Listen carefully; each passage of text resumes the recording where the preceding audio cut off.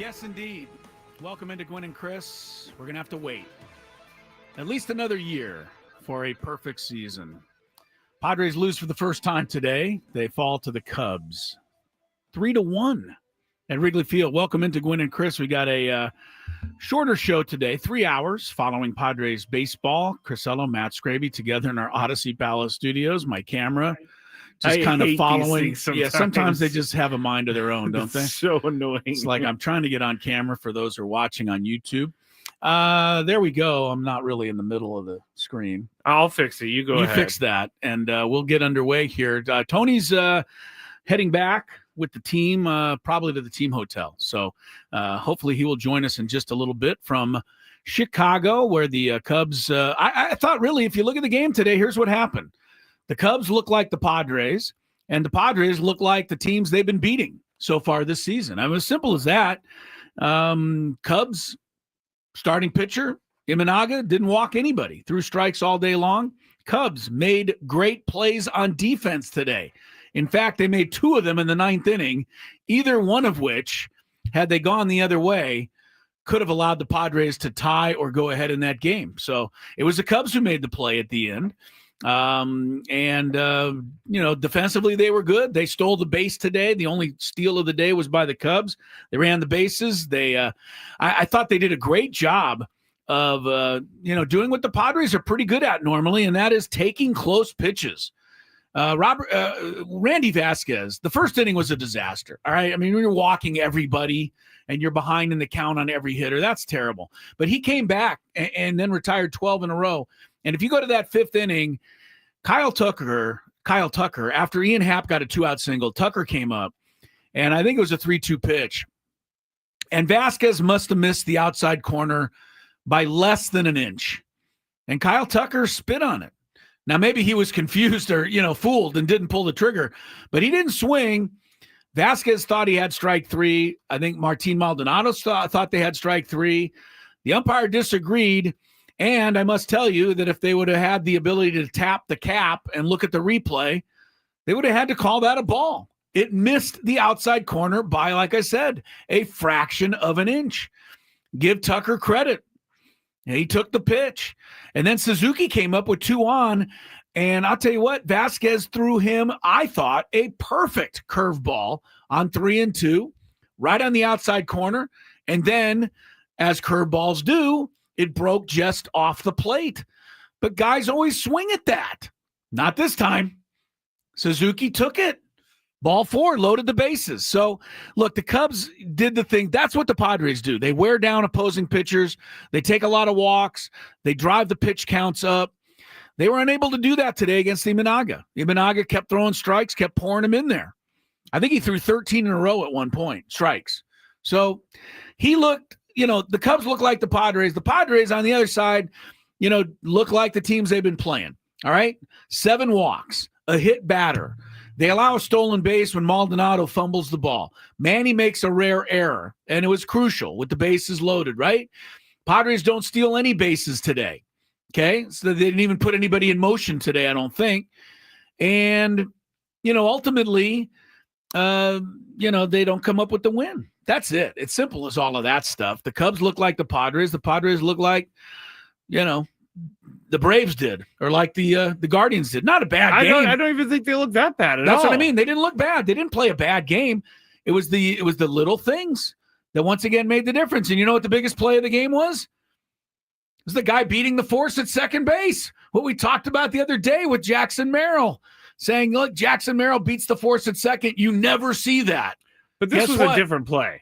Oh, it's a little different because the ball was hit into the hole. Yeah. And Xander had to go over to his right to knock it down and from his knees throw to second base. So it was a little different than Merrill just flat out outrunning the play.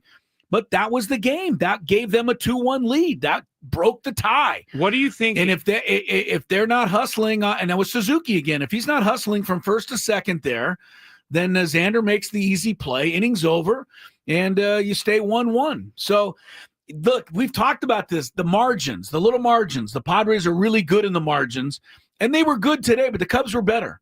The Cubs were just better in the margins today, and they win the ball game. You go to the 9th inning. Look, the Cubs made a couple of plays that they were lucky to make. They were. And they made them. And that's how they won the game. Look, runner at first, one out, Jackson Merrill sinking liner to left center field. Crow Armstrong, I thought, played it poorly, frankly. In that circumstance, to me, you can't take the chance that he took and dive for that ball. Because if he missed it, if he short hop past him, he got lucky. Run scores, Merrill's on third, and the tying run is 90 feet away. It bounced right into his glove. And look, it was a bad play that worked out. In my mind, as the center fielder there, you have to realize that the tying run was at the plate. Jackson Merrill, you got to let that ball fall and keep Jackson Merrill on first base. But he went for the dive, and he got lucky. The ball bounced into his glove, and, Merrill had to stay at first base. Next batter, Gavin Sheets hits a high chopper to the third baseman. The rookie, Matt Shaw, comes off the bag, short hop again, right into his glove. I don't even think he was looking. The ball he reached down, the ball short hopped into his glove. Now, these are major league ball players, and they make plays like this. Manny does that all the time. But it was still a hell of a play. And if he doesn't make it, the ball bounces off his glove, bases are loaded, one out, could have a totally different finish to the game. So there's your game today. I want to bring up one thing that I think we have different opinions on. You don't think that it was ever a choice for Xander Bogaerts to throw over to first to try to get Justin Turner out instead of going to second? Because I was listening on the radio coming down, and Jesse said it looked like it was a preconceived, I'm going to go second if I get the ball. Justin Turner's not that fast. I know Sammy Lev said that he watched the overhead view and he maybe had time. Obviously, it's a question that we can't really answer, but you don't seem to think that was a big deal. It was a big deal, but I just don't think he really could have thrown to first. Okay. I disagree with those guys. That's all I'm saying. Yeah, no, we have our opinion. It was a big deal. It was the game. The game was on that ground ball. All right. You got bases loaded. There's two outs. Now the ground ball was hit into the hole, which means that Xander had to move to his right, which means that Xander's momentum is going away from both second base and first base. It's a hard throw. His momentum is going toward the third base stands. Yeah. And he had to go down on his knees and able to smother the ball.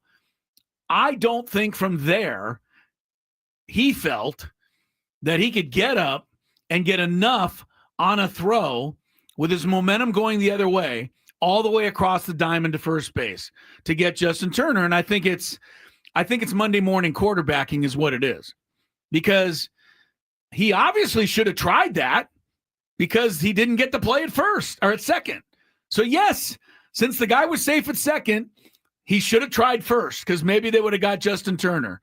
But I think it's Monday morning quarterbacking. I think he made the play. I think he made the only play he could make. As a matter of fact, the real play to make and almost impossible to make would have been if he could have just thrown for the force at third, because the momentum was going in that direction. Much shorter throw. Problem, nobody's covering third because Manny's trying to reach the ground ball himself. So there, he couldn't throw to third. There's nobody there. You have a reason behind it. I don't think you're right or wrong. I don't think either of us are right or wrong.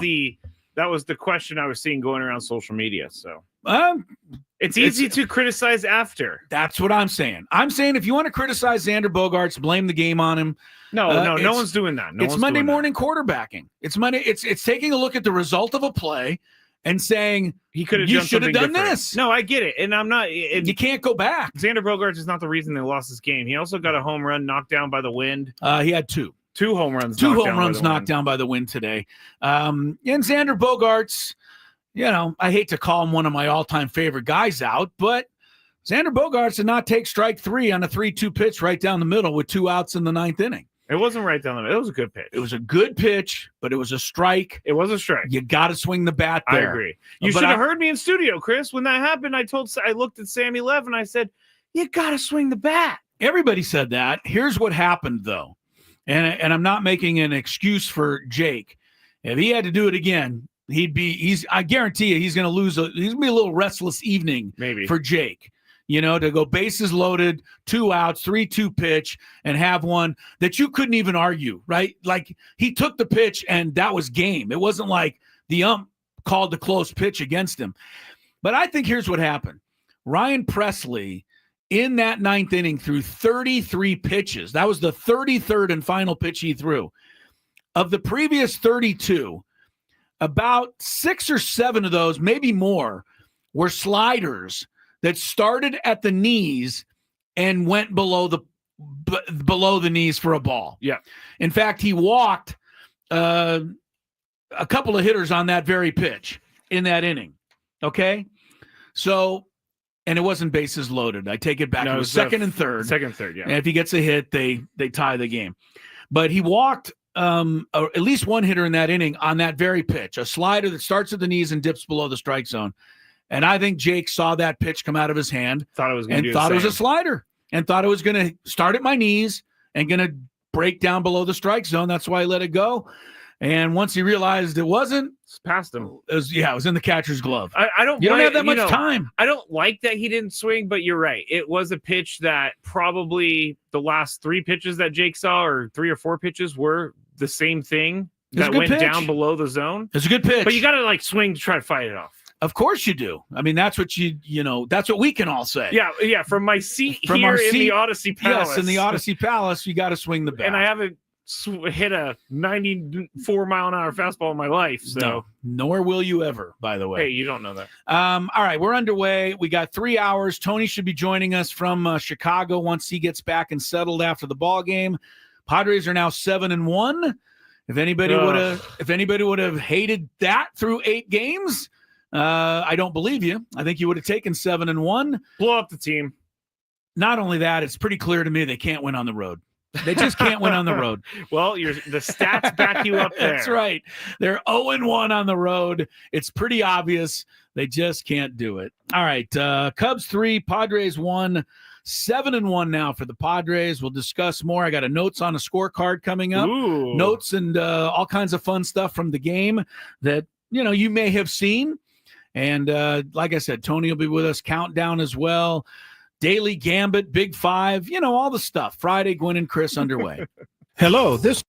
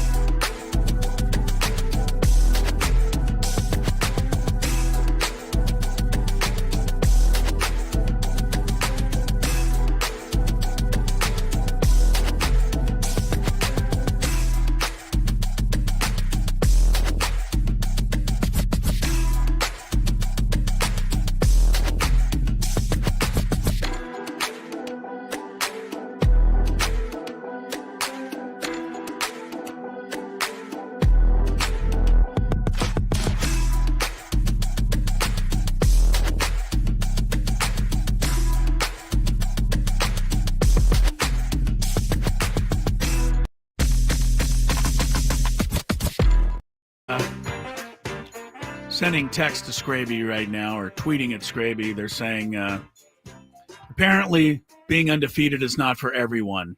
Yes. Oh, you Dodger fans are so clever. I tweeted at the Padres when they posted the loss graphic, and I said, so this is what losing in 2025 feels like. And a Dodger fan wrote back, being undefeated isn't for everyone. Yeah. So I really hope they lose tonight so I can go right back to that tweet. Well, the Dodgers will play in Philadelphia tonight. And there he is. There he is in Chicago. We said we'd have him, and here we do. Tony Gwynn Jr. is with us there in the windy, cold city. Padres do lose to the Cubs today, 3-1 the final. So we have to settle for a 7-1 start to the season. Tony, how are you? And how was your day in freezing Wrigley Field? It was horrible. Horrible. First and foremost. It was that cold today, guys. That cold. Wow. Okay. It felt it was. I think it said 43, but it felt like at least below freezing. Wow. So that cold. Oh man. It was cold. It was. What pissed me off today was I got fooled by the weather where we are at the hotel, which is more downtown. You get over there by that water. Yeah. And I'm telling that wind is coming off that bad boy, and it was like bone chilling. And I'm mad at myself because I had the layers here. Like I got all the layers here, and I elected to go one less layer. Ooh. I was about 3. I needed 4. You left a layer in the hotel room, huh? I left a layer in the hotel room. Yeah. I probably should have doubled up on socks because my feet went numb about 3rd inning. Whoa, that is cold. It was and you know what? I did my best not to mention it during the broadcast because I was playing I got to play mental gymnastics to get through it, right? And so I didn't say nothing. I said very little about it being cold, but I was cold. You know what was funny, Chris, is I was listening to the broadcast on the way down. Jesse kept saying the temperature, and Tony kept adding the real feel. Yeah, so people actually understood how cold. Because when he says 44, you're like, "Whoa, that's kind of wimpy." That doesn't give you the. Tony's real like, actually, the real feel is 38 degrees right now, and with the wind probably even chillier than that. It wasn't fun. I put it this way: we've been here the last 3 seasons early. I think not this early, maybe more early Mayish, but we've been playing like regular series, like night game, day game. We got all day games here. This felt one of the colder ones. And we got lots of rain coming in here shortly. Yeah, they missed the rain today, but they did not miss the cold. One guy who did not seem to be bothered by the cold out there was Wandy Peralta, who pitched the 8th inning sleeveless out there. Yeah. I think Mark Grant said, look at Wandy Peralta. He doesn't need the sleeves. And Don Orsillo goes, I do. I mean, it was cold. Well, to be fair, pitchers, I've said this, and this is no offense, Chris, because I know you're a former pitcher. No, I'm wacky. Pitchers are We're wacky. Yeah. They're a little weird. And I think some guys give you great examples. Blake Snell, who was a former Padre, used to pitch in long sleeves, and it would be 100 degrees outside. Mm-hmm. And then I'm pretty sure I've never seen Wandy with any sleeves on. So I'm assume he doesn't like to pitch with anything touching his elbows or his arms. Yeah, I'm the opposite. I was the opposite. No matter how hot it was, I would have sleeves. I didn't want sleeves on. I know lots of guys like that. I didn't want the uniform. I know lots of guys like that. I didn't want the uniform touching any part of my body. Speaking of sleeves, did you guys see that Kyle Hart is turtleneck short sleeve guy? I did. My favorite look, by the way. I remember that, and I thought about you, Tony. Me and Jesse have pointed that out. It's a old school look. By the way, speaking of Kyle, for the game, he's another dude out there, no undershirt, just his he's from jersey Cincinnati. on. Come on, and that's the first thing. That was the first thing I thought. I was like, wait a minute, because I was getting ready to go say something to him. Then I was like, wait, he's from Cincinnati. This is probably light work for him. It was not light work for anybody out there. Padres fell today. Here's a couple of plays that I wanted you to discuss. We discussed it in the first segment. You were there, so you had a much better look at it than I did on television. Bases loaded, obviously 5th inning, big play, ground ball to the hole. Bogart smothers it, goes to second. Seiya Suzuki does what our guy Jackson Merrill did the other day. He beats the force, and that allowed the go-ahead run in. Should, in your mind, Xander have gone to first to try to get the slower Justin Turner, or is that Monday morning quarterbacking as I suggested? No, I don't think it's Monday morning quarterbacking. I just think I don't know that he had a play at first because, it seemed like he couldn't get to his feet the way he wanted to, which is right. It seemed like why he had made the quick decision to go to second. But I'm not sure even if he gets off a good throw to first from that hole where that ball was hit that he got a chance. He got a chance. But based on what I was looking at in front of me, I don't think he ever had a chance to get Suzuki at second. Okay. And he So, didn't. I mean, Suzuki was safe by a wide margin. I'm sorry, Suzuki. Yeah, it wasn't even something the Padres could challenge. So, yeah, no, he was definitely safe. It looked just like Jackson's did the other day. So, I mean, yeah, he probably. I mean, in hindsight, he probably should try it first, but I don't think they get him at first either. Yeah, and then at the end of the game, take us into the batter's box and be Jake Cronenworth. Nobody's going to feel worse about this than Jake, and you guys are amazing to me as big league players because I'm assuming Jake is probably already thinking about tomorrow and what he's got to do. But I would strike out if I did with the tying runs at second and third, looking in the ninth inning, and I'd think about it for about a month. What's going through his head there? I thought Presley made a really good pitch right at the knees.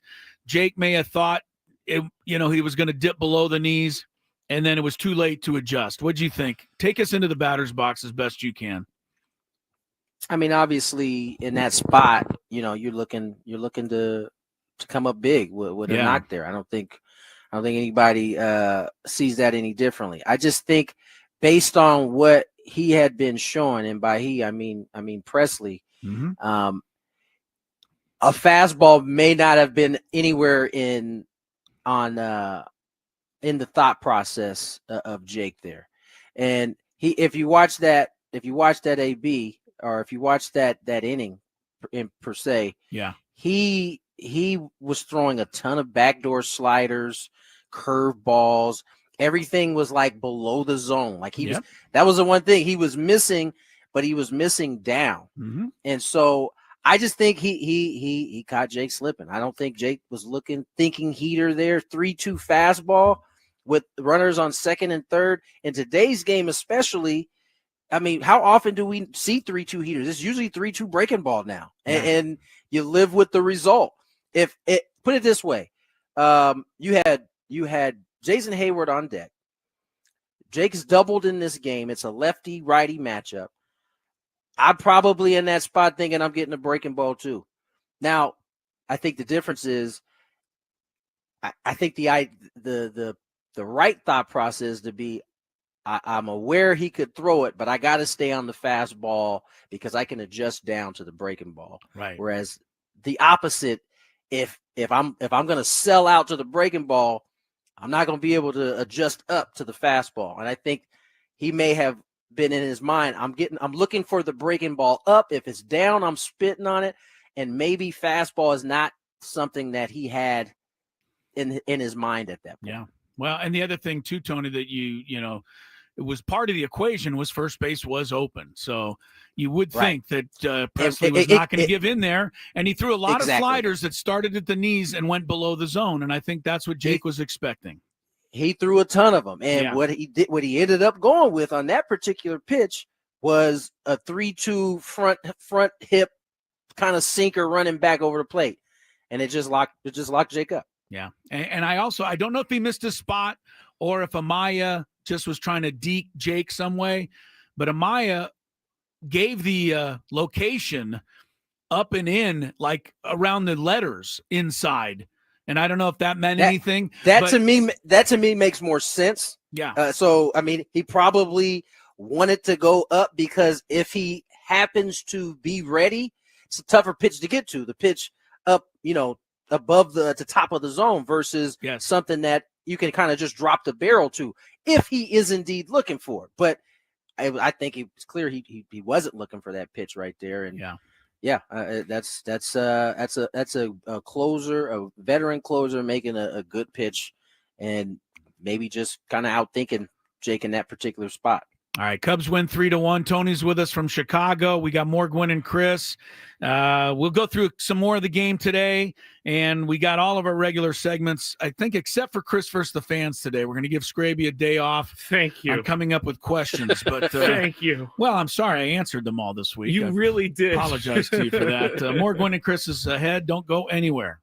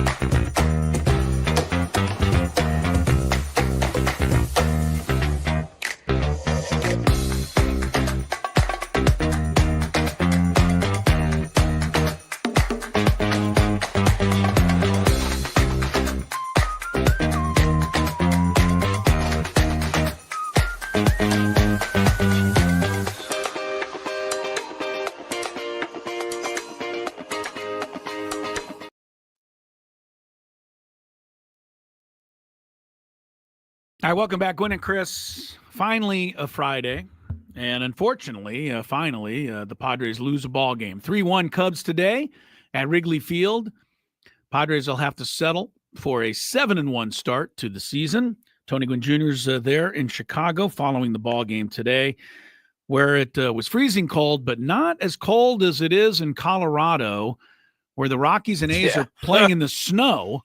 There's actually snow flurries right now, and the game is underway. Just had a very strange play, Tony, and we'll see what the umpire's review says here. Rockies' Kyle Farmer hit a line drive into the left field corner, and it bounced underneath the padding right up against the wall in left field. But it did not look like it was stuck. The ball just lied there. Miguel Andujar went over, the left fielder, put his arms in the air as if to say, I can't get to this ball. It's stuck. Well, Kyle Farmer kept on running while Miguel Andujar was standing next to the ball.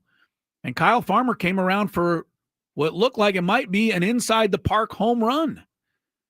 But now they have just ruled. I'm watching it. They give him a double. I really don't know, Tony. He picked the ball up easily. Now, you're the outfielder. You tell me. Obviously, Andujar should not have taken this risk, but it's going to be okay for him because they're going to bring the runner back to second base. Bud Black will now argue, I'm sure.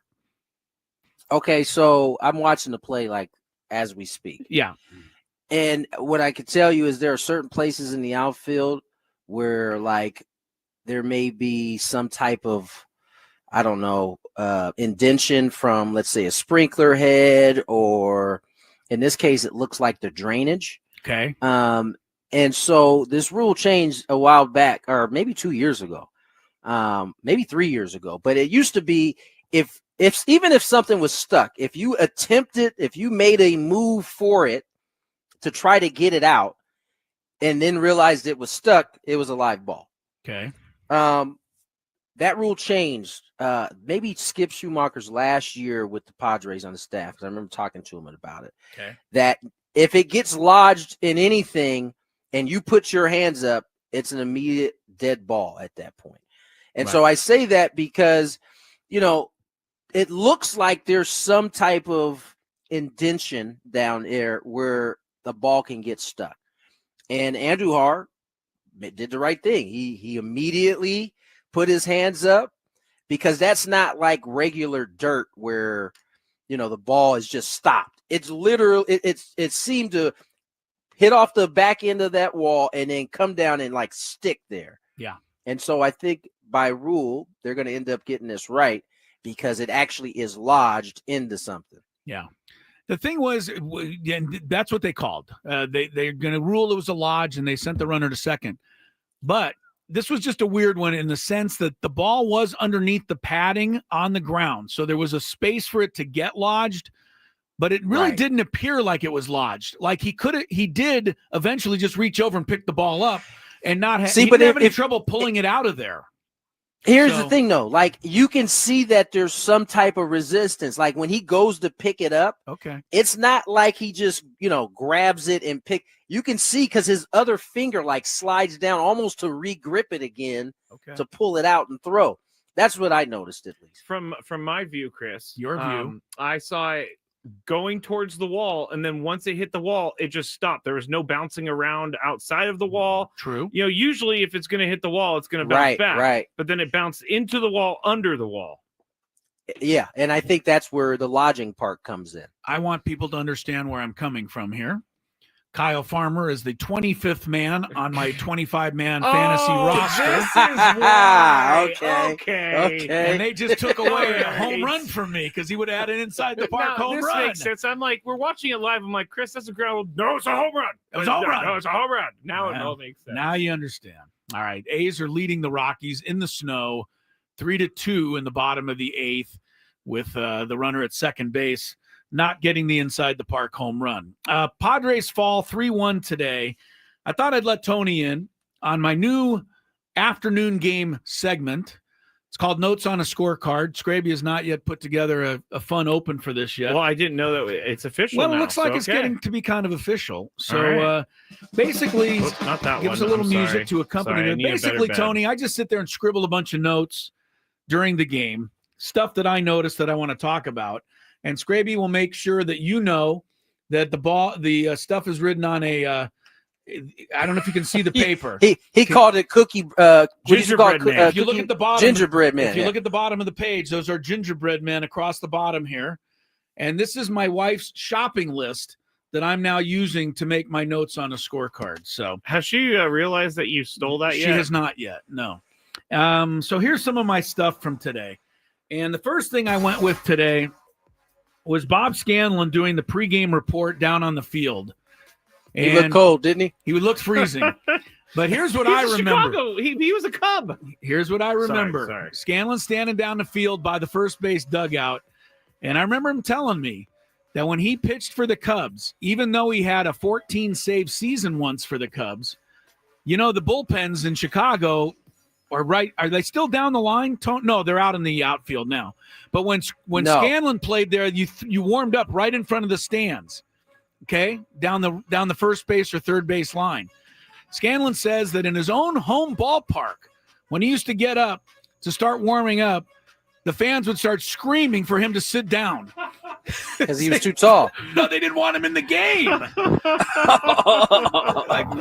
He told me, he's like, he'd be warming up in his own park, and you'd hear, Scanlon, you're a bum. Sit down. He's trying to warm up. So I was thinking of that today. That is a Chicago staple, by the way. Right. You're a bum. Yeah. That's where they do their best work. I have to say, they're the inventors, I think, of calling people bums. But wouldn't you think in your home ballpark you'd at least get a little support when you went to warm up? Evidently not. I get it's Chicago. You know what I'm saying? Right. They come at you. Yeah. I wonder if Scanlon had that flash through his mind at all today while he was out there. All right. Well, let's stick with the fans. Early in the ball game, and I think it was about the second or third inning, Padres had somebody at the plate. Or no, opposite. Wait a minute. No, Padres had a guy at the What plate. kind of scorecard is this? I didn't write this clearly. Anyway, there was a low pitch right at the knees that the umpire either did or didn't call a strike in the favor of the Padres.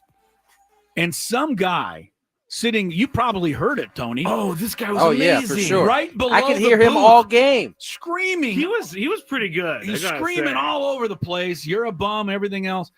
Mark Grant goes, there's some Yahoo from Joliet down there who's calling balls and strikes. Was he there all day? Did Dave have to make a change with the microphone? Because he's probably picking this guy up all day, right?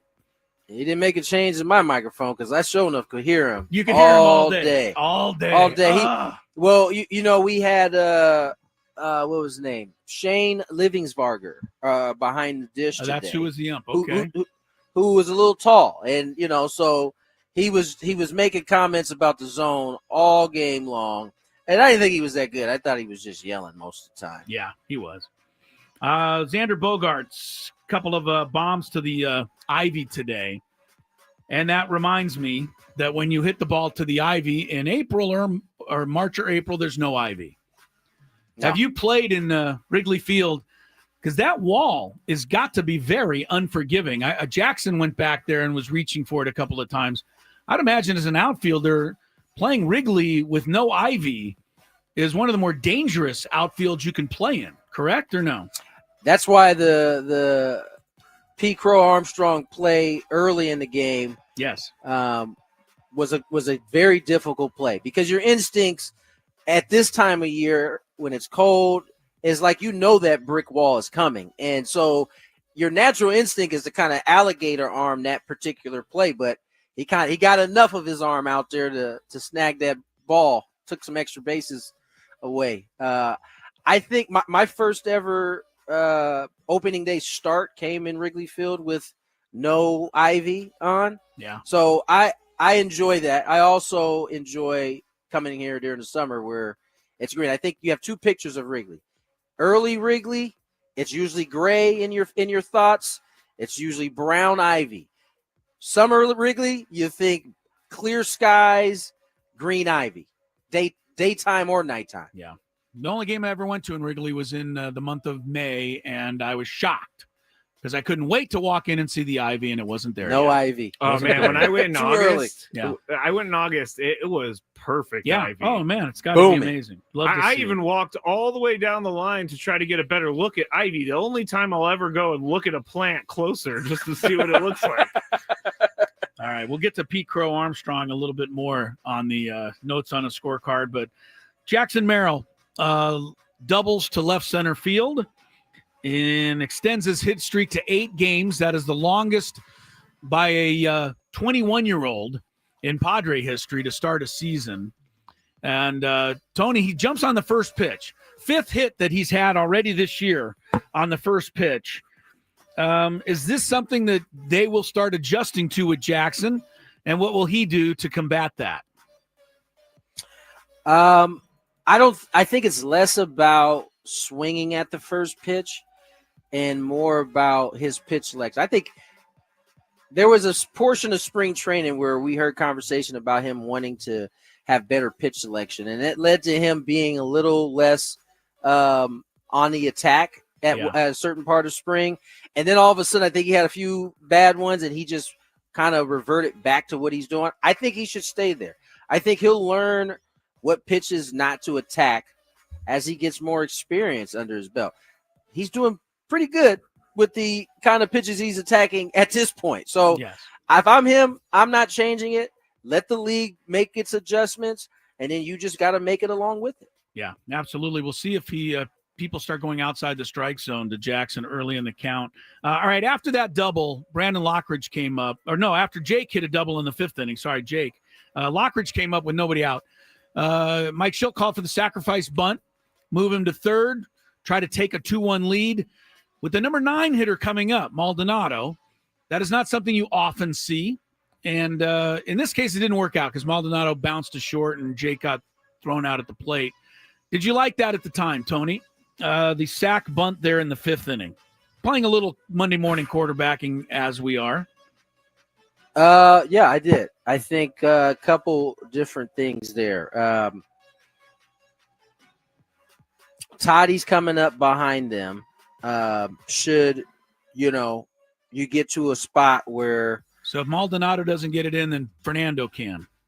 Well, exactly. Well, I like the idea of going. I think the real question is they went. They had a contact play on. That's right. They had a contact play on. Yeah. Had a contact play on with Jake. So yes, I didn't mind the sack bunt there. Locke is a terrific bunter.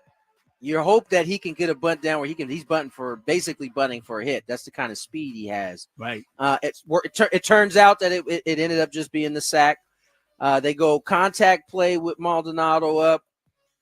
You force them, meaning the Cubs, to make the right play and execute it.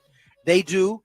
And then I think you live with the fact that Toddy's coming up there in that spot because you're in scoring position the moment he comes up to the plate. And so, the way he's been swinging, I think it was worth the wait. And not only that, now you got to remember the previous 7 games color the lens here.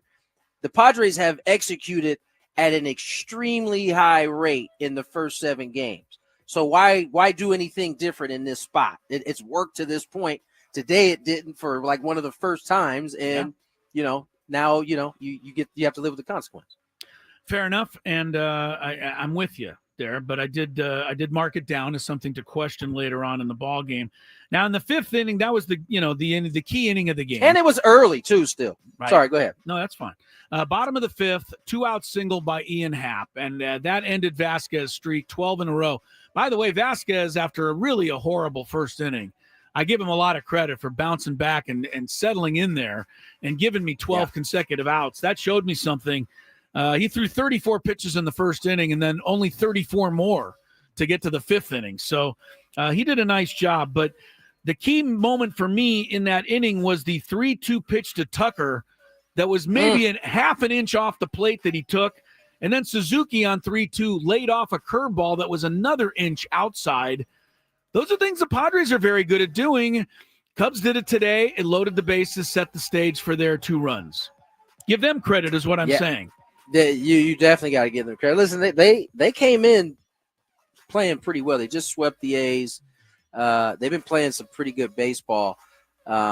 Nonetheless, today they out-executed the Padres. Yeah, I think that's really what it boiled down to. I felt the same thing. And that's what I said at the beginning. I said the Cubs were the Padres today, and the Padres were not quite the Padres today. You don't see Manny make an error, but it does happen. Padres did not get any running game going today. All right, let's go to the ninth inning, because that's, again, where the game was decided. And there was 2 plays that the Cubs made that were incredible, basically. The first was with a runner at first, and Jackson hits a line drive to left center field. Crow Armstrong dives for the ball. I thought that was an ill-advised dive, first of all, in that situation. Secondly, if it bounces past him, it's a triple, and the Padres probably do end up tying the game. He got a little lucky, I would say, Tony. What'd you think of that? That's exactly what happened. As soon as he left his feet, I'm thinking to myself, oh, this is a triple. Yeah. He got extremely lucky that he was able to pick that up. Because let's say he just knocks it down, the Padres got 2 runners in scoring position in that spot right there. Yeah. And he's very fortunate. I promise you, after the game, Quentin Berry, their third base coach and outfield guy, and/or Craig Counsell, told him, "Hey man, we're up in that situation. You got to keep that ball in front. I'm glad you caught it. Yeah. Because if you don't, that's all. It's a merry-go-round." Don't you? And I believe Crow Armstrong's a young player, but and listen, that's also what happens when you're that fast. Like you think, you think you can get to it. Yeah, no, that's yes, right. Young legs sometimes. But I think as an outfielder, you tell yourself before the ball's hit that in this situation, the tying run's at the plate. So I have to keep that guy on first base no matter what I do. That's the only thing that matters. Right. So I'm thinking Crow Armstrong, didn't really think that through properly. Even though you might be right, Tony, so fast, he just thought, I can get this. I will say this. He had no business getting as close as he did to making the catch. And so that all kind of leads into the lack of experience. As he gets more experience, and I'm sure, as I said, he's got good coaching staff over there. Somebody explain that to him. You hope you don't have to learn due to that mistake actually happening to you, right? Because then you have the feeling of letting your team down. In this case, all is good because you were able to kind of pick that up. But yeah, I agree. Definitely luck was on their side on that. And it wasn't all that dissimilar when the next batter, Gavin Sheets, hit a chopper to the left side. Shaw went for the do or die short hop on that one, Tony. Oh, and again, went right into his glove. I mean, if that bounces away, bases loaded, etc., 1 out, who knows? So they had back-to-back scoops there that really saved the game for them. That one I'll give more skill than luck in that case. That was a heck of a play. But you're right. This is what I'm talking about. Like, these are two good teams playing good baseball, and a little bit of luck one way. We've seen Padres have a ton of it in the first 7 games. Today was the first day the other team had a little bit more luck on their side, and they were barely able to hang on to that one. All right, it was a good game today. I don't think the Padres played poorly. I think the Cubs just out-Padred the Padres just a bit today. And there was, the margins went the Cubs' way today in a very close game, 3-1. I like the way the Padres came off the deck, had the chance in the 9th inning. You always like to see this. And, the old it's not over till the, last man is out type of thing. Oh, that's what they say. What's one of the things they say? Why don't you go back to doing whatever you're doing? By the way, I was watching a ball game earlier. The Rockies game was on. We had the NCAA women's Final Four. I love watching layup lines, Chris. And guess what? Scraby has ruined both things by flipping the clicker around for the last 10 minutes. Chris? I'm trying to set up this Apple TV like you asked me to earlier. I know that's what you're doing. I'm just trying to give you a hard time. Dodgers are on Apple TV today, so we're trying to see if we can watch the Dodger game. But I have to download the stupid app. Oh, my goodness. So this may be a while. All right. Well, I asked Chris, hey, what's your Apple TV login? He's like, I don't know. Yeah, I don't know. Does anybody really know what their Apple TV login is? Yes, everybody knows. They don't. Yes, they do. Well, the phone saves it, so I don't need to know it. Well, that's anymore. also Thank true. you, Tony. And on my phone, I don't think I've programmed that one in there yet. All right, very good. Those were the notes on a scorecard today with Tony's assistance, which makes it even that much better. 4 o'clock hour. We're going to do a little daily gambit when we come was that back. shot at my scorecard assistance? No, it was just a compliment Don't- for Tony's don't be- scorecard assistance. Don't be sensitive, Scrape. Yeah, Tony. Well, It was just good to have Tony on. I'm the there. scorecard vet, and you didn't even look at me once during this whole Well, thing. you were busy screwing up the TV. That So I is didn't want to interrupt you. That is true. The chat was like, what are you doing? Because they just saw me doing the remote for like 10 minutes. Didn't want to interrupt you destroying our coverage up here. All right. Gwynn and Chris rolling on. Tony in Chicago. We're back with more from the Odyssey Palace Studios.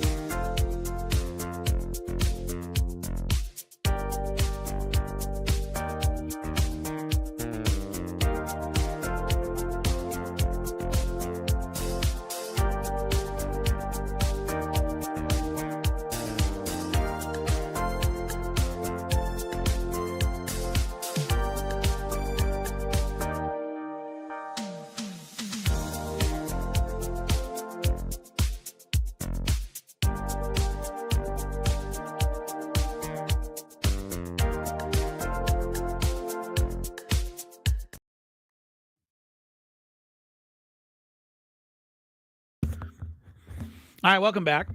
4:01 is the time. Crisello, Matt Scraby together in the Odyssey Palace studios. It's finally a Friday. Tony Gwynn Jr.'s in Chi-Town, where earlier today, if you're just tuned in, Padres fell for the first time in 2025. Cubs 3, Padres 1. Shoto Imanaga, by the way, no walks today. Got to give the guy his due. Throw strikes, keep the ball in the ballpark. That is a proven method, and a way to win a ball game. Randy Vasquez, I thought, just had a couple of quick wild spells, one in the first inning, one in the fifth, and that cost him just enough. Padres did not get the key hit tonight this afternoon in the late innings.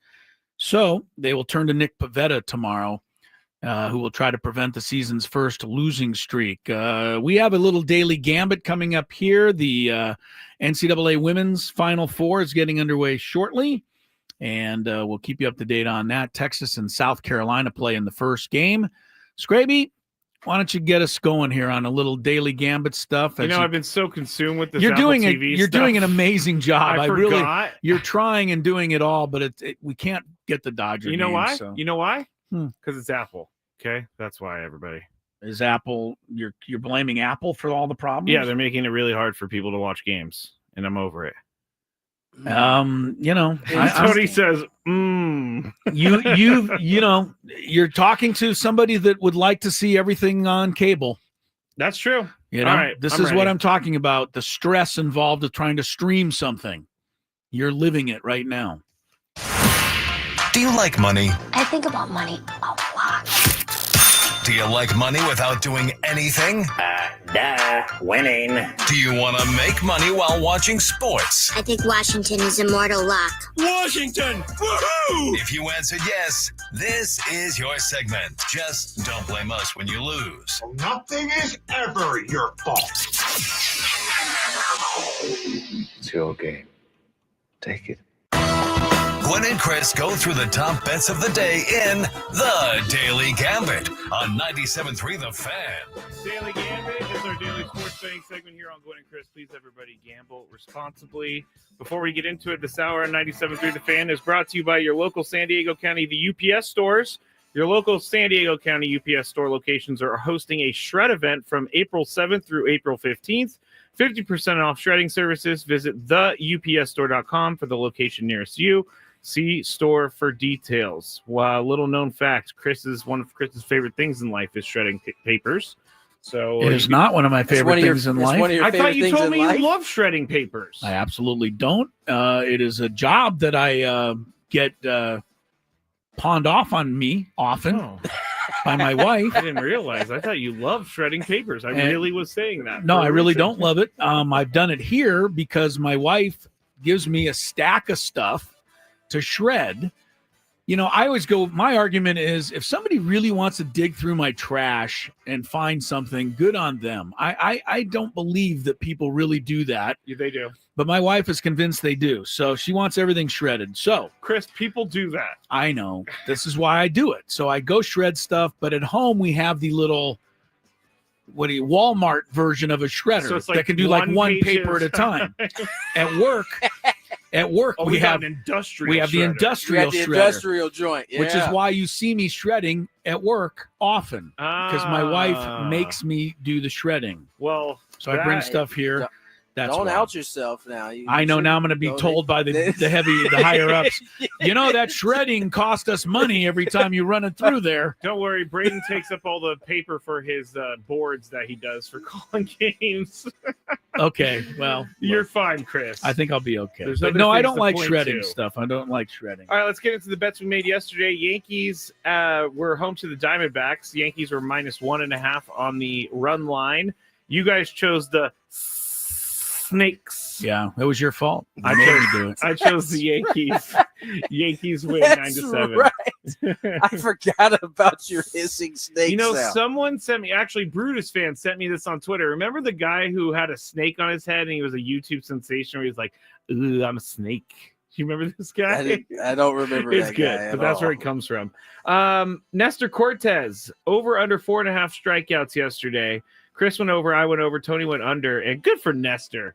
He bounced back with a good start, struck out 6.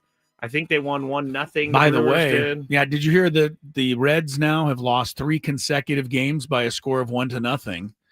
And they're the first team to do that in 65 years. And only the second team ever to do it. That's 27 innings, boy. 27 plus 1. They're actually at 28. But they've only one other team in the history of baseball has lost 3 straight games by a score of 1-0, as the Reds now have. That's kind of brutal. That's kind of weird. Lakers -1 over the Warriors last night. You guys chose the Lakers. I chose the Warriors. The Warriors won 123-116. Who had more points in the game, Steph Curry or LeBron James? Steph had by 1. No, one whopping point. By 4. I think he hit he hit a couple of free throws. Yeah, you're right. Yeah. Look, this is I know you see it differently because you're a diehard Laker and they lose a game that was a big game. But I really can sit there and enjoy that. I mean, to watch LeBron, 40 years old, Steph, 37 years old, and these guys combined for 70 points. And most of them were in the second half. Watch it? No, I could. I love it. I love to watch these guys. I mean, for these two guys to be playing at this level still, and Steph Curry, an open 3-pointer, I don't even know why he has to shoot it. They just put it up on the board. It's incredible. Honestly, Chris, I usually would be irritated watching that game, but because those two were going at it the way they were, it made it enjoyable. It was fun. And Austin Reeves, I think, what did he make? 8 threes, maybe 3 of them right at the end of the game. Podziemski made 9 threes for Golden State. Whoever that is. Somebody put a clip or like side by side or kind of combined clips of Austin Reeves and Pistol Pete. It is insanely close watching them play. Yes. Austin Check Reeves. it out. If you get a chance, look it up. Somebody has don't know where I saw it, but it was like a video and it was showing different highlights. They have a lot of similarities in their game. That is a high compliment to be compared to Pistol Pete Maverick like that. Yes, we know his name's Maravich. It's a show joke. It's a show joke. It's probably one of the longest running show jokes. Yes, it was early in our tenure when that happened. Will Galvez was like Pistol Pete Maverick. Will blessed us with some good ones. The other one that he blessed us with is Detlef Shrimp, and Will said, no, I need you to say a basketball player. Tony's like, no, I did. Yeah, Tony says Detlef Shrimp, and Will goes, I need a name. That is your name. That's your name. Yeah, those are some moments. And we get this from Will. Scravy! Another Will. Yeah, Will. All right, final bet. The Eaters versus the Mocks. And yes, they do call themselves the Mocks. Right. Chattanooga. Mm-hmm. They're short for moccasins. Yeah. UC Irvine -3.5 in the NIT championship. Mm-hmm. Thanks for making that clear, Scrape. Well, because I felt like I said a bad word when I said it. For some reason, it didn't feel right. Chris and we all chose the Eaters. Yeah. And the Eaters went down. In overtime. 85-84. I don't know. It's not a big deal, but I felt bad for UC Irvine. They had the ball with 2 seconds to go. The guy had the ball 1 foot from the basket, but he was at the side of the basket, so he couldn't bank it in, and he just threw up this little teardrop, and it went in and out. I mean, he was 1 foot away from winning the game. It didn't happen. Chattanooga wins. All right, tonight we have South Carolina just tipping off here, 5.5 over Texas in the women's Final Four. Gamecocks are the defending national champs. I'll start first. I do think South Carolina, these teams have played 3 times already this year. South Carolina won 2 of the 3. I think South Carolina wins this. They got the Final Four experience. Tony? South Carolina. South Carolina. Scrape? I got to go with South Carolina. One of these, Scrape? Yeah, horns down. Horns down? Horns down. All right. Don't watch out when you walk out of here, Chris. I know. The Texas fans will pounce. Later on tonight, the marquee matchup, UConn, 7.5 over UCLA. Tony, you're first. UConn is a 2 seed, but they are also UConn. UCLA is a 1 seed, but I don't think people believe in the Bruins. Obviously not. They're a 7.5-point underdog. Tony. Count me out. Believing in them. I'm taking Paige. You going with Paige? Beckers. Beckers. Yep. Paige Beckers. All right. Yeah. Scrape, who you got here? Although somebody, I can't. Paige is, Paige is one of the elder statesmen in college. She is. She definitely college is. basketball. She could be accused of playing against little kids at this point. How old is Paige Beckers? 40. I think she's like 24. She's not 40, Chris. She's not? I thought she was 40. All right. She born in 2001, so 24. You're right. Yeah, it's bold for college player. I'm gonna go UConn. UConn. All right, I'm going to go out. I'll try UCLA. I think UCLA feels like they're being slighted by being a 7.5-point underdog. So I'll take the points. Your girl, Paige Beckers, over under 25 points tonight. Scraby, you're first. She's gonna need. To win, I was going to finish Tony's sentence. I think she's going to need a 30-point game. So yes, over. Yes, over. Scraby. Chris. Chris, I will actually go with. No, I'm going to go over also. She's almost guaranteed to get 25, it seems like. Tony? Yep, You with that? 25 over. All right, tomorrow, Florida's 2.5 over Auburn in the first game of the men's Final Four. And it is, I believe, Tony's turn. Florida 2.5 over Auburn. Auburn. Going with the points. All right. By the way, really good story. Not a surprise because he's a great writer. Mark Ziegler on Chad Baker-Mazara, former Aztec, now starting for Auburn. In the paper today. Tony, if you get a chance online, find it later. Well done. This kid has come a long way since Brian Dutcher basically kicked him out of the program. Yeah. He dismissed him here. And there was good reason for it. But now, and Chad Baker-Mazara agrees. Said, I needed that to get my life together. Scraby, Florida minus 2.5, Auburn. I'm going to go Florida. I'm going to go Florida, too. They got to play better than they did last week against Texas Tech. Duke's 4.5 over Houston. Scraby. Houston. Scrape. Cooper Flag is very good, but I like Houston. I like Houston also. They're just so good on defense. They do all the little things. I think they'll keep it very close, although 4.5 points isn't a lot. Tony, how about you? Houston. By the way, Duke defeated Houston in the Duke beat Houston in the Elite Sweet 16 last year. Another bit of motivation for Houston, perhaps. One more.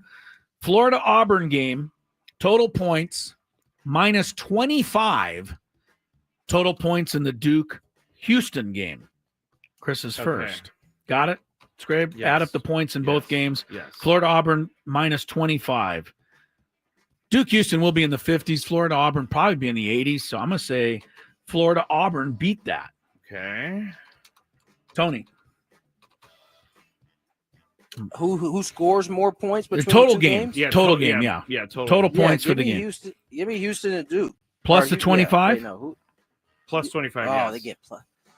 So explain that to me? So Florida Auburn, if they combine for 200, you minus 25, 175. Duke Houston just has to beat 175. They don't have a handicap, so they get what they get. give me Duke Houston. All right,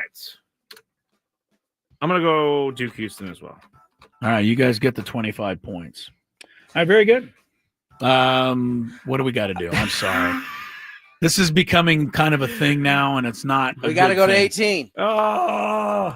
All right, right, we'll go to 18. All right. Real quick, I got something for you. What you got? Something for you. What you got? Good. Good.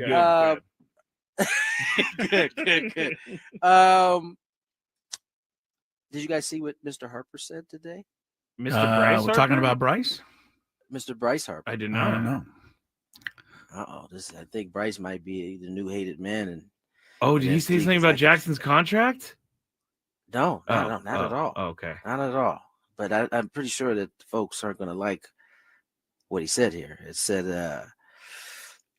the two-time NL MVP Harper was blunt Friday ahead of a 3-game series with the champs about those baseball who whine about the Dodgers payroll and signing of Japanese stars. I don't know if people will like this, but I feel like only losers complain about what they're doing. I think they're a great team and a great organization.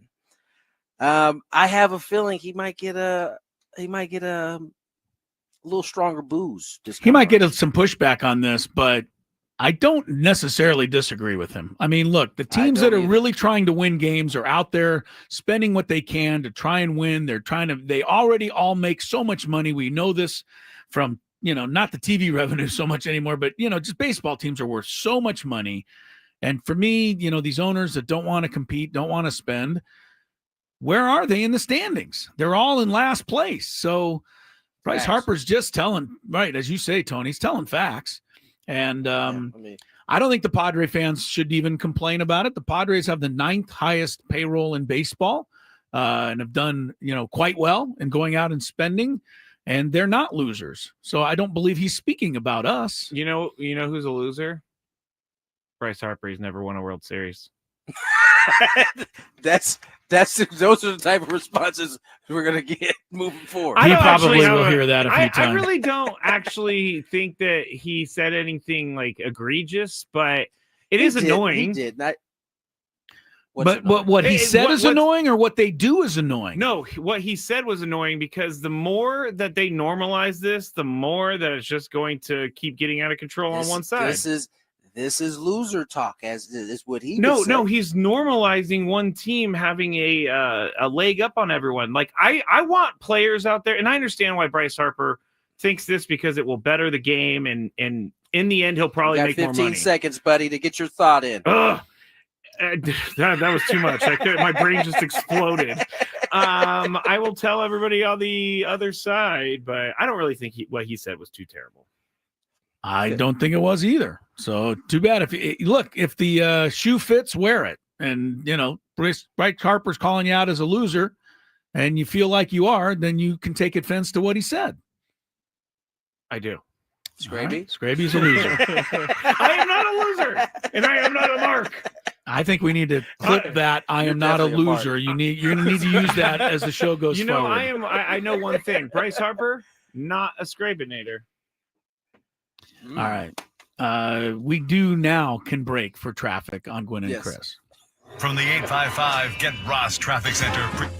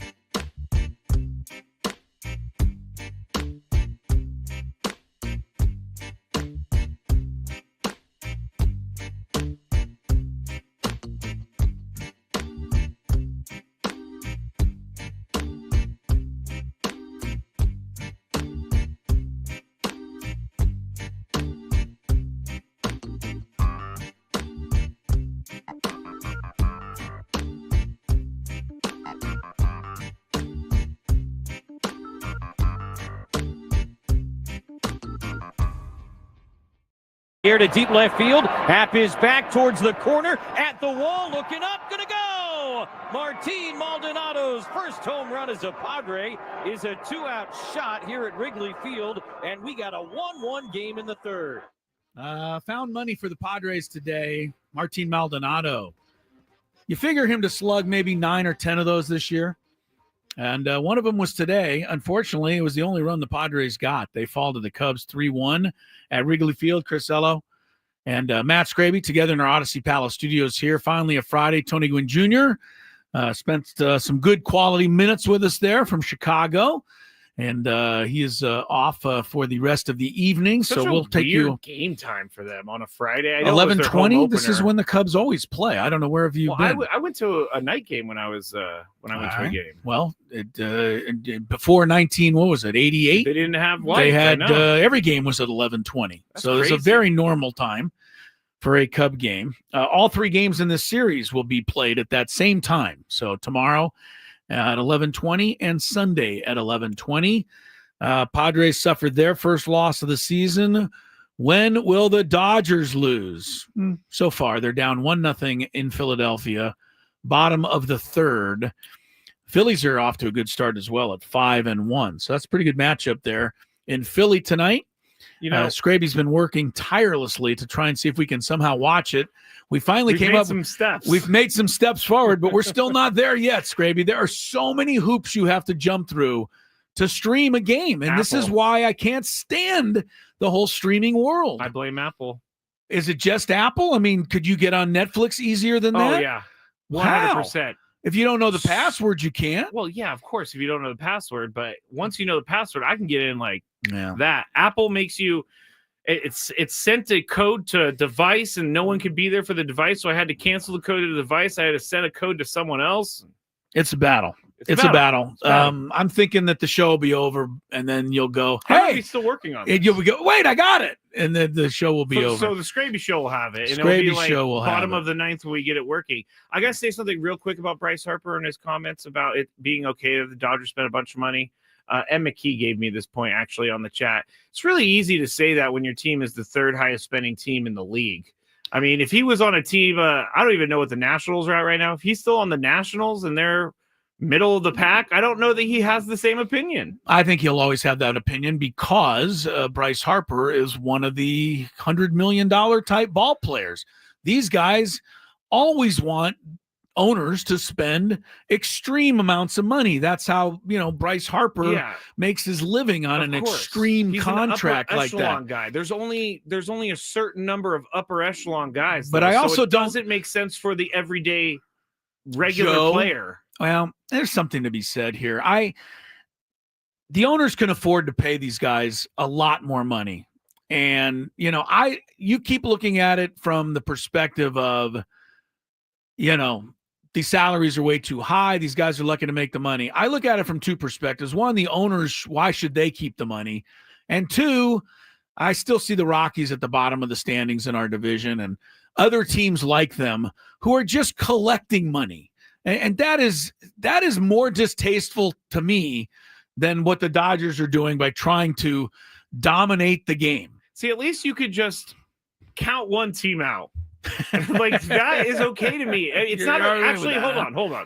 It's not okay to me that they're just collecting money because you have to put forth an effort when you own a Major League Baseball team. It's just part of the job. I would think so. I would think so. I do know somebody. I was actually talking to somebody a couple weeks ago, and one of those things I don't remember. It wasn't one of my normal, inner circle, but somebody I ran into, and they said they know one of the Monfort brothers, not Dick. And he said they are the happiest people on earth because they have mailbox money. It just they comes they could care less if their team ever wins a game. That's wrong.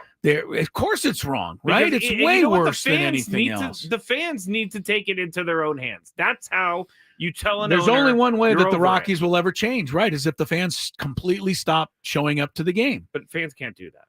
Me, I could boycott someplace for the rest of my life and do it on principle, Chris. All right. Padres fall 3-1 today. Scraby's got a big 5. We'll get to that when we return.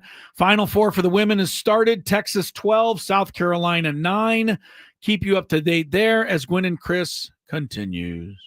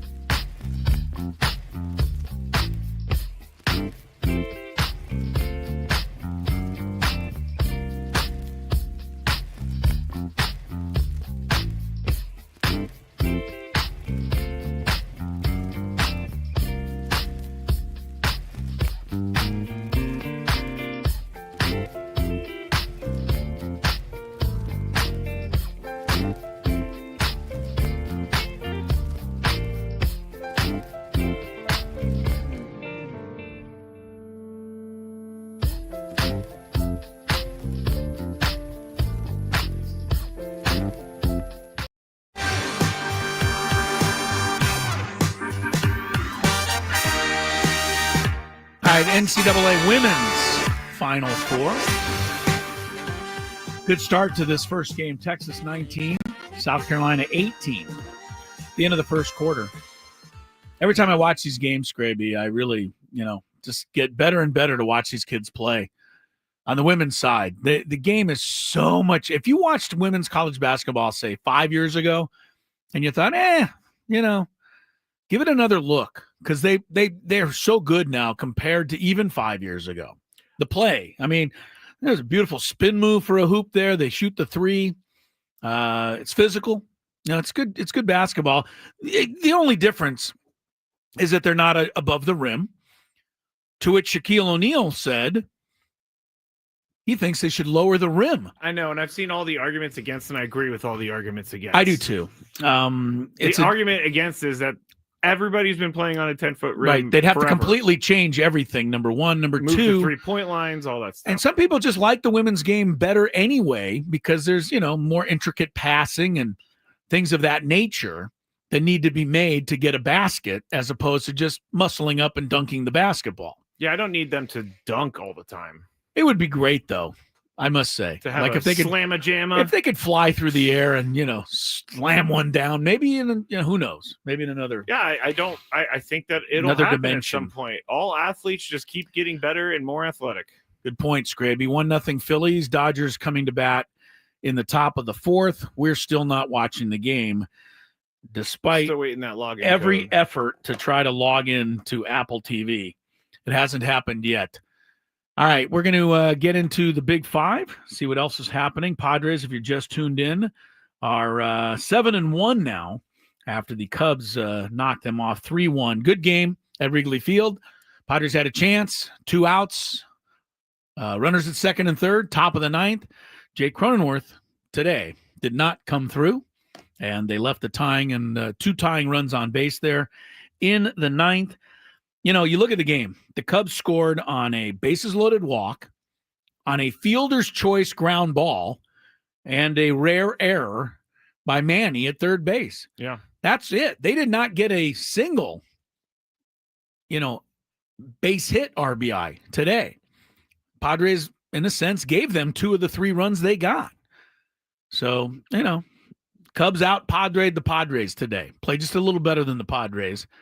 And pitched a little better with Imanaga getting the better. I mean, he was ace-like today. Well, no walks. I mean, this is 7 1/3 innings. You get no walks and you only give up the 1 solo homer. But in general, no walks, keep the ball in the ballpark.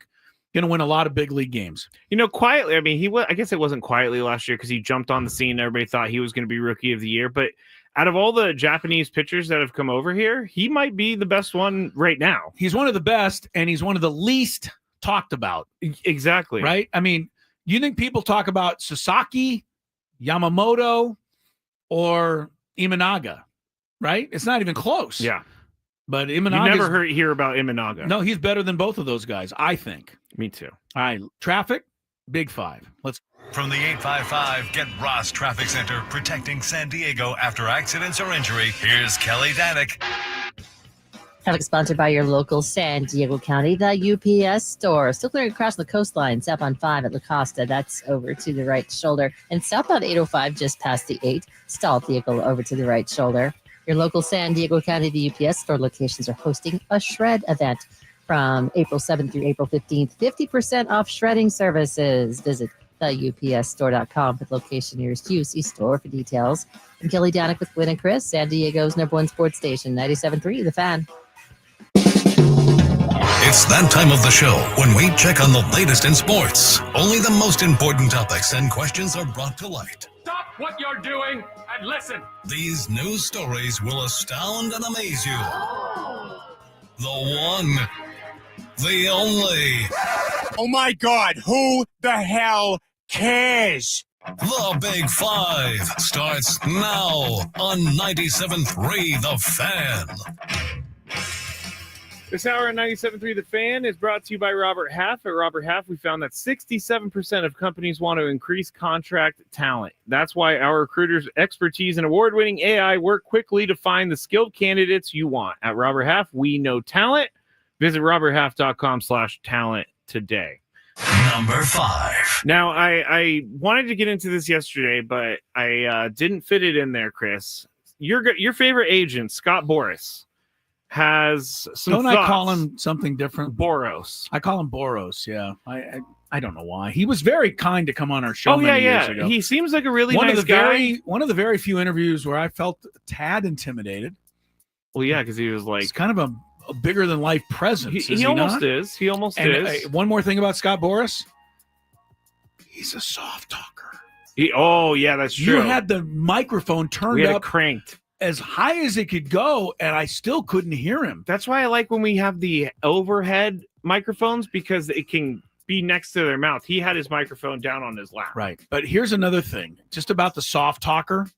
Yes. Soft talkers get people to pay closer attention to them than loud, boisterous people who you just blow you off the floor. So you think it's by design? It might be. I don't know. But if you're a soft talker, think about it. You have to lean in to listen to them, which means you are more engaged. I'm not more engaged. I'm more annoyed. You're just more annoyed. Talking. I mean, I don't really care. Like, can you please speak a little bit louder so I can hear you without having you breathe into my ear? I know. Yeah, but you're right. I forgot all about Scott Boras being a soft talker. That is 100% true. Well, he had some thoughts on Jackson Merrill's contract. And did he soft talk this? Probably. Yeah. I'm going to read his quote, soft talking. Let's see. Boras said, front offices, quote, look for agencies that are new or have few clients and are in need of money. All right, I'll stop doing that. All right. Boras said, which leaves club executives, quote, often surprised early, well below market contracts are accepted. So basically he's saying that the Padres took advantage of Jackson Merrill without actually saying it. He points to the lack of a full no-trade clause in many of the contracts as a downside for the player, an indication that teams aren't necessarily bought in for the full term of the deal.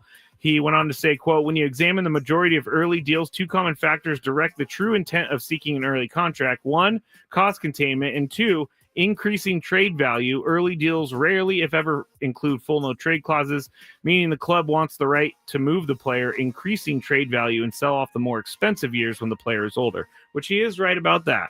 So, Chris, do you agree with Scott Boras here? I don't like him. I just don't like him. Boras was speaking to the Baltimore Banner. Yeah, the Baltimore Is that what Banner. you just read? Yep. I think The it's Baltimore Banner. I think what it is it's a cheap shot by a guy sitting up on top of the perch looking down on somebody who might eventually be trying to get where he is as a young agent. So what? Maybe he isn't as experienced as you. You're the greatest, Scott. What do you want me to tell you? You know? He doesn't want the competition. The old saying, you meet the same people going up as you do going down. And one day, Scott Boras will be going down. It will happen. And when he's there, I hope this agent is, rolling right past him. So I think it's a cheap shot by a guys at the top of the sport. And I think the other thing is the agent for Jackson Merrill has to do what Jackson Merrill wants to do. And I think Jackson Merrill wanted to do this. Yes. With everybody telling him not to do it for their own benefit, by the way. Maybe Scott Boras would say, hey, you can't sign that. And Jackson Merrill would have to go, well, then I'm going to have to get another agent because I don't want you to be negotiating for me. We don't know all of this, but we do know that Jackson Merrill is quite happy. And if he's happy, then Scott Boras ought to just shut the bleep up. But he's dealing from a position of strength here, which is why he's being holier than thou. I agree with everything that you said, and I even agree with the last part of what Scott Boras said about how teams don't give full no trade clauses because at the end of the contract, they're cheap. They can trade it away easy. They can get better returns on it. I don't think that's what the Padres did in this thing. I think that, yes, they wanted some cost containment. I don't think that's a secret, and I don't think that's a bad thing, but I don't understand why why Scott Boras has to make so much money all the time. It's not a bad thing that Jackson Merrill did this. It's actually a good thing. It tells me that there are still people out there that aren't Juan Soto who want to be paid the highest in the league, that aren't the Francisco Lindors that get like an extra $1 million so they get outpaid. The next shortstop. Yeah. Well, and one more thing about this is like, I do find it weird that they didn't give him a full no trade clause. He does have like 8 teams on his list that he can't be traded to, but if they're trading Jackson Merrill, that means the franchise is in a bad place. So I don't foresee this happening. Anything else, Chris? I did have something else, but it has completely. That's why I cut you off mind. because that my little point right there left my head 3 times, so I had to get it out. Go number 4. The Arizona Cardinals made Trey McBride the highest paid tight end in NFL history yesterday. McBride agreed to a 4-year extension worth $76 million and $43 million guaranteed. McBride's annual average of $19 million in the deal is the highest for an NFL tight end. I'm at first, is he worth this money? Well, I know what you're going to say. Nobody's worth this money. No. I think he's good. I think he's good. He needs more touchdowns. It'd be nice if he had more than one. Yeah. If he had. The only one he got last year that I recall was on a tight end around. I don't think he caught one until maybe the last game of the season when forced it to Kyler him. Murray forced one to him. But I think, is he worth the money? Yes, but Brock Bowers is going to break your record, sir. Easily, and I don't think Trey McBride cares. It is Trey McBride's turn to get paid, and this is how the system. You know how this works. Yeah. If you're George Kittle and it's your turn, you get paid the most. Then it's Trey McBride's turn, and he becomes the highest. And then George Kittle goes, well, I want to renegotiate because I'm not the highest. This is how this game goes. But I think, when it's Brock Bowers' turn, and 3-4 years, he just was a rookie, he'll get the bag too. I think nobody's worth this. Nobody in any sport, but in the NFL where the owners have the money, I'd rather him have it than, Bill Bidwell? One of those Yahoo. Bob You talk Bidwell. about a Yahoo. Yeah, he is a Yahoo. The Cardinal ownership is He's Yahoo. definitely a Yahoo. And you said earlier something, I don't want players to get paid. I do want players to get paid, but I don't want players to think, businesses still have to run. They still have to pay marketing people. They still have to pay costs. Just because you play baseball doesn't mean you get the $1 billion that the team makes. I like when people get paid. I just would like for. I don't think you do, but you're trying to talk me into it, and you're not succeeding.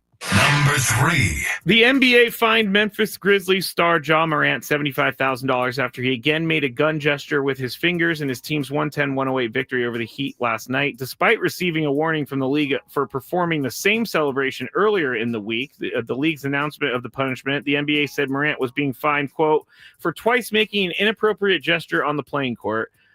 Shams Charania and Tim McMahon reported that Morant and Golden State Warriors guard Buddy Hield were both issued with warnings by the NBA for making a gun gesture towards each other Tuesday. Chris, my question is this. Will Ja Morant ever get it? Not only will he not get it, the NBA's got to move into action again here. You think he needs a suspension? Again, there's absolutely... For the third time. This is the only thing you can take away from this guy, and I don't think he cares. You fined him $75,000, and you've got to continue fining him, and you got to continue suspending him because this is only going to end badly for Ja Morant. You walk around and brandish a real gun twice as often as this guy has in situations. There's only one way that can end that I know of, and that's badly for somebody. If it's not Ja Morant who gets shot, it's Plaxico Burress shooting somebody accidentally. It's a gun going off where it shouldn't go. Right, shot himself. This is just Ja Morant is an absolute idiot. I can't describe him any other way. I mean, to be suspended twice, to be almost arrested, kicked out of the league, and to continue doing it, mocking people. And then here's what he said at the end. And I'd like to quote him, but I'm reading a different story than I read earlier, so I don't have the quote. He said, well, of course they're mad. I mean, I'm just the villain. I mean, they just pick on me for whatever I do. I don't think you're going to be trying to be the you're trying to make me feel like you're the victim here? Yeah, the victim. You're no victim. You're stupid. No, in fact, I think people really want to see you succeed, Ja Morant. I think people really like watching you play basketball. People love Ja Morant. They want to watch him. He does do amazing things on the court. But they got to suspend him again. I don't know what else you can do. Eventually, you're just going to have to say, you know what? You're going to have to go brandish your gun thing in the European League. Yeah. Because you're not doing yourself or anyone else any favors. I didn't know This is ridiculous that he even got in trouble once, and then 2 days after it happens, you do it again. If I was a parent, which I wasn't, thankfully, in many cases, the one thing that would make me lose my cool, I guarantee you, is if my child did something. My child did something, and I sat down calmly, collectively, told them this is what you need to do, not do, etc. And then they basically got up and did it again anyway. Now you'd lose me. Yeah. This is what John Morant does. I can't deal with him anymore. Driving down when I knew we were going to answer this, I was thinking, is idiot too far of a word? But you said it, and I agree with it. This is an idiotic move by someone who does not get it clearly. So for people, backstory, a couple years ago, he was suspended twice by the NBA because he was caught on Instagram videos with a real gun. Yeah. And he was even put into like what was it? It was like work on yourself type of classes. Whatever, yeah, gun management. That anger and like issues, whatever. and like trying therapy maybe. I've told you that stuff doesn't work, and but this is just an idiotic thing to do. Idiotic, and I am going to start not liking John Morant because if you keep doing stupid stuff, I can't deal with him any play longer. stupid games. I've reached my limit with him, and you get stupid prizes. You know, the notion that he's trying to be the victim and say, "Oh, they're just picking on me." That's not true. You're making the gesture. Yeah, this isn't an argument, and they've asked you to stop. There's video of you doing it time and time again. And they've asked you to stop. Yes, they have. Number 2. It looks like Dale Earnhardt Jr. has waved the white flag in a short-lived trademark dispute with Baltimore Ravens quarterback Lamar Jackson. He announced that he has secured the right to use a stylized version of number 8 and will abandon the original number 8 logo used by Earnhardt Jr. Motorsports. This decision came 2 days after Jackson filed an opposition claim with the U.S. Patent and Trademark Office to stop Earnhardt from putting that JR Motorsports version of number 8 on merchandising. We all know Jackson wears number 8, and he previously registered the trademark Era 8 by Lamar Jackson. Blah, blah, blah, blah, blah. Blah, blah, blah, blah, blah. Blah, blah, blah, blah, blah. He's also suing Troy Aikman. They're still in the middle of court stuff. So I'm up first. Why does Lamar Jackson feel like he owns the number 8? He doesn't own the number 8. And before people start DMing me because I got the trademark laws wrong, this is a number. Anybody can use a number in my mind. Lamar Jackson should be more worried about winning a Super Bowl and actually winning a playoff game that matters rather than suing everyone for using the number 8. This really bothered me, and I don't know why. But you do not own the number 8, buddy.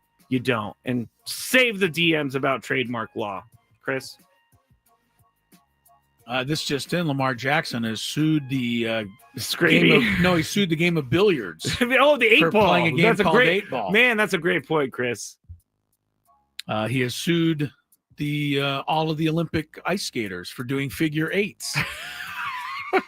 That's really good one. He has just filed a lawsuit against every stop sign in America because it's 8-sided. This is good. Come on, This Lamar. is good. What is his? Do we have anything from him that explains why this is imperative to him? No, he said, well, I do know why. At least I kind of get where maybe he's coming. If he could explain to me what is bothering him, I do know about why. Dale Earnhardt wearing a number 8 or using a number 8. His people said it's because logos might get confused easily with his, and they're too close together. I don't know what you. And then when he was asked about it last summer, he was like, "Oh no, I'm not going to answer anything like that. I'm playing football." Yeah, well, sure you are. You sued Troy Aikman. That's a question that people are going to ask. Yeah, concentrate on football then, Lamar. I want to try to understand him. I do, but if he won't explain it, then it's hard for me to see his side of the story. I can't see his, and I don't see it either. It's a number. I feel like we're picking on a lot of these athletes, and I'm missing something. Like there's something that John Morant and Lamar Jackson are thinking that my mind doesn't get to. I'll give you Lamar Jackson. There's nothing you're missing. I'm not with finding John it as I search for it. All right. Number 1. So there is a picture of Kyle Shanahan on Twitter right now, and I put it right here for Chris to see. But it's a picture from 2017 and a picture from 2025. He looks like he's just been picked up after an all-nighter at oh my goodness, you called it, Chris. Bob's Liquor Store or something. He does. He totally looks like that. Do you think this is actually stress from 8 years in the NFL and 2 Super Bowl losses, as people are saying. Sure, there's some stress, but you get a nice fresh-faced picture of him, probably from his college, just after his college days when he was a special teams coach. Yeah. Now he's older. Most of us look a little more gray and grizzled. I'm sure there's a little stress involved as well. It does look, and by the way, they chose the worst screenshot to use for his other picture. But I find this to be kind of a non-story. If you go on Twitter, and you type in Kyle Shanahan, or you just Google Kyle Shanahan pictures, you'll be able to find. Are they trying to say that if he had won a couple of Super Bowls, he would look much better now? Is that the point they're trying to make? But I think they're making Super the Bowl point losses of just it's very stressful to be a head coach. Driven him to drink. I mean, come on. I think the offseason is what made him look like this. Recap next on 97.3 The Fan.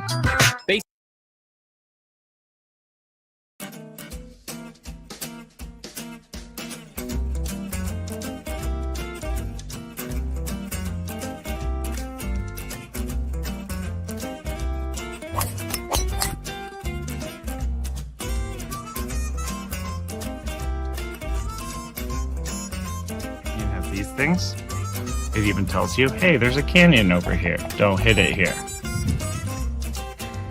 Scraby from about 45 feet. His caddy tells him to play it a little to the right. He's been playing well so far today. 4th hole, nice smooth delivery, hit it too hard.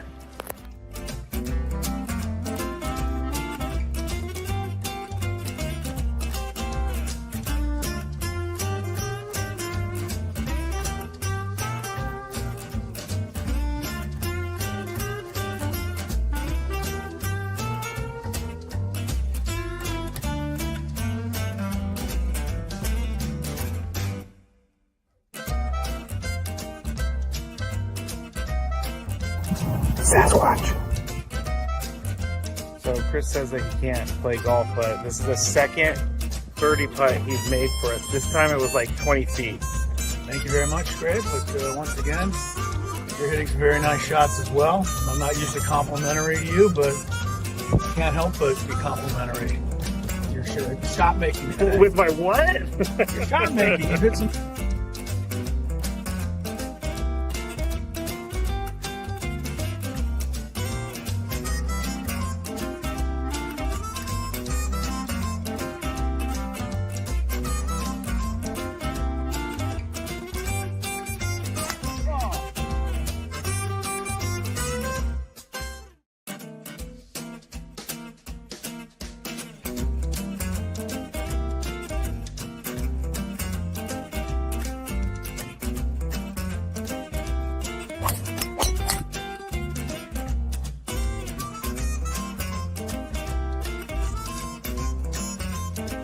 These things, it even tells you, hey, there's a canyon over here, don't hit it here. Scraby from about 45 feet. His caddy tells him to play it a little to the right. He's been playing well so far today. 4th hole, nice smooth delivery, hit it too hard.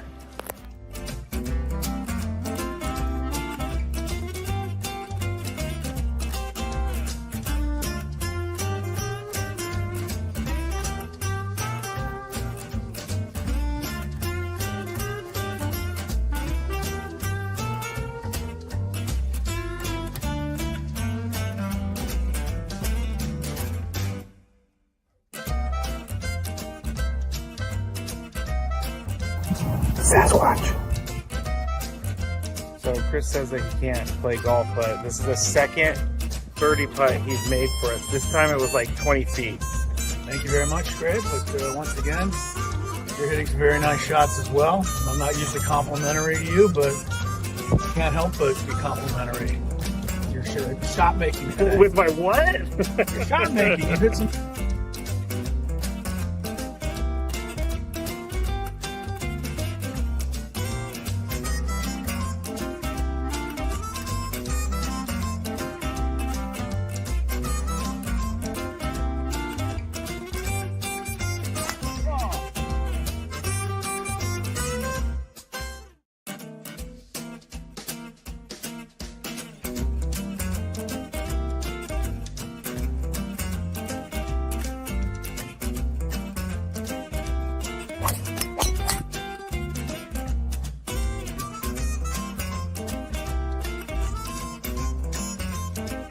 these things.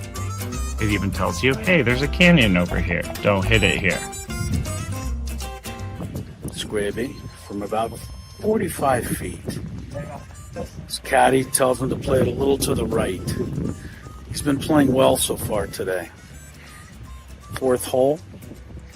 Nice smooth delivery. Hit it too hard.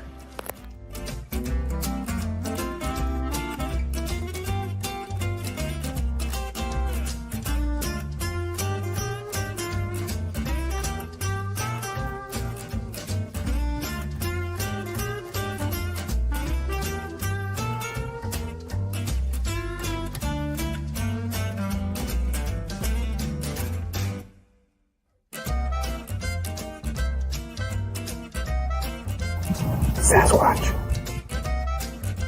So Chris says that he can't play golf, but this is the second birdie putt he's made for us. This time it was like 20 feet. Thank you very much, Greg. But once again, you're hitting some very nice shots as well. I love Rob Manfred. He's the man. Thank you. You're welcome, Rob. Welcome into Gwynn Chris. Scraby's got the beard. Thank you. Well, if you're wondering, you're watching on YouTube and you couldn't figure out which of us was which. And by the way, just always a reminder, every now and again, we'd like to remind that we are on YouTube. You can watch the show. If you've not yet ever experienced that or tried it, go to YouTube, right? And type in 97.3 The Fan or type in Gwynn and Chris. Yep. Either one. Yep. And you can watch. Oh, no, the show. not Gwynn and Chris. Sorry. Oh, that won't work? It would be harder to find. If you search for 97.3 space the space fan, you're better off. You're better off because then you'll find the exact page and then you'll see that the ring around the logo is red, which means we're live. So you click that. Click that. All right. Thank you, Scraby. Phillies lead the Dodgers 1-0 top of 6. Right now, Dodgers are the only undefeated team in baseball as the Padres fell for the first time this year. Cubs 3, Padres 1 at Wrigley Field today. Frankly, the Cubs did all the little things right, and the Padres did a couple of little things not so right. That was the difference in this game. The Cubs only had 3 hits in the entire game, by the way, all singles. You're not going to lose too many games if you allow the other team only 3 singles, none of which even drove in a run. Well, no, I take it back. Justin Turner's infield single did drive in that 1 run on the bang force play at second base. But, the Padres walked 7. The Padres hit a batter. Padres coughed up a stolen base today. Martin Maldonado couldn't find the handle. Anyway, and on the other side, the Cubs made, 2 incredible plays in the 9th inning that were either lucky or they were good or both. That allowed them to hang on to that lead. Ryan Presley, trying to close it out, had to throw 33 pitches, but he was able to get Jay Cronenworth with the last of those with the tying runs at second and third base. Jackson Merrill had 2 more hits today. His hitting streak's already at 8. That is the second longest to start a season by a Padre over the last 20 years. Justin Upton, remember him? Oh, yeah. He wasn't here long. He had a 10 to start the season, but Merrill keeps on going. The one big one was in the 9th inning when he hit the line drive to left center field that Pete Crow Armstrong dove for, a full-out dive, couldn't get to it, but had it luckily short hop right into his glove to keep all the runners from advancing, Jackson Merrill to end up on third and completely maybe turn that game around. So that's what it came down to today. Randy Vasquez, terrible first inning. I mean, I wanted to strangle him. Throw strikes. Wow. I can't stand it when they can't throw a strike. It's not his fault. He's trying to throw strikes. I know, and you can't yell it. I know all you Little League coaches think it works. When your Little League kid is out there walking the yard and you give it the old, come on, Andy, throw strikes. Like really? I mean, that's not going to solve the problem. Were we surprised, though? This is kind of his MO. He gets off to a rocky start and then he finds it and he's able to somehow keep the damage limited. Oh, he really did. I mean, the first inning, he gave up, got the first batter and then went to a 3-1 count, went to another 3-1 count, and then went walk, walk, walk. I mean, they're lucky it was only 1-0. Yeah, totally. At the end of that 100%. Like it could have easily been out. Could have been game over. Yeah, could have been. One big hit. But anyway, after that, you're right. He did great. He's got 12 in a row. Just started buzzing through the lineup. And then in the 5th inning, again, back-to-back walks. But I don't blame him for either of those 2 walks. Those were amazing takes. One by Kyle Tucker on a pitch that was that much off the corner. And then a great take by Seiya Suzuki on a curveball that was right on the corner and just broke outside by that much. That's either they were both fooled and just got lucky, or those were great takes. And that set up the ground ball that Turner hit with 2 outs and the bases loaded. Bogaerts got into the hole, got to it, smothered it, threw to second, too late on the force. And then the next batter hit a sharp ground ball wide to third that Manny could not handle for an error. And those were the 2 runs that made the difference in the end. They always, Manny doesn't make errors often, but it always feels like it's a huge moment that Manny makes an error, but that's because we notice it. When he makes the play, we don't really notice it. Well, we just know he made the play. When Jerry Rice, if this ever happened, but when Jerry Rice dropped an open pass. Never happened. But if it did, they showed it on TV 100 times. Yeah, because it's something that doesn't happen. Right. Manny also made 2 or 3 dazzlers today. How about the one where he ran over to the third base stands and then made a basket catch right up against the screen? He's pretty good at that. Made it look so easy. He's pretty good at that. He made a couple of great plays today, but he didn't get that one. So 3-1 Cubs win. Imanaga was really good, and he is really good. Scraby and I talked about this. He's the best. I think he's the best, Japanese pitcher. That's come over in the last 4 years. With all due respect, look, Darvish is, has a better. But I'm saying there's more pitchers now. Right. But Darvish has a better career, package than Imanaga. But right now, Imanaga is even better than Darvish. He's that good. He's as advertised. And he doesn't throw strike. I mean, he doesn't walk anybody. He throws strikes, and he throws them with all his pitches. So you can't sit on anything. He pitched well. Tomorrow, Nick Pivetta will go for the Padres. I'm excited for that. Try to keep them from having their first losing streak of the year. As Scraby said, though, earlier, as I agreed, pretty obvious after 8 games that the Padres are unbeatable at home and just can't win on the road. I think it's true. Pretty clear. The numbers prove it. As a matter of fact, they ought to just come home tomorrow and forfeit the rest of this road trip. Yeah, they cannot win on the road. No, I want them to go to Sacramento because that place seems like it's going to be a home run derby. Remember when they were worried about the Mexico City game? Maybe they should be worried about the Sacramento games. The way the Cubs hit there this week, the Padres should be looking forward to it. One more thing about today, Martin Maldonado accounted for the only run with a home run. Padres have now hit 7 home runs this year. 6 of them solo. So, and only one player has more than 1 home run. Jackson Merrill. That's right. Who extended to an 8-game hit streak. I think I already mentioned that in this segment. You can mention it 5 more times if you want. All right. Jackson Merrill has an 8-game hit streak. Yes, that's true. Okay. Hey, Chris, did you know Jackson Merrill has an 8-game hit streak? After 2 hits today.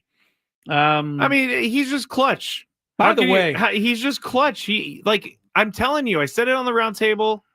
He is stay in your car guy or don't go to the bathroom guy. What's the matter with this guy? He came up in the 9th inning today with the tying run. And he didn't hit and a he home did run. not homer to tie the game. This is what we've come to expect.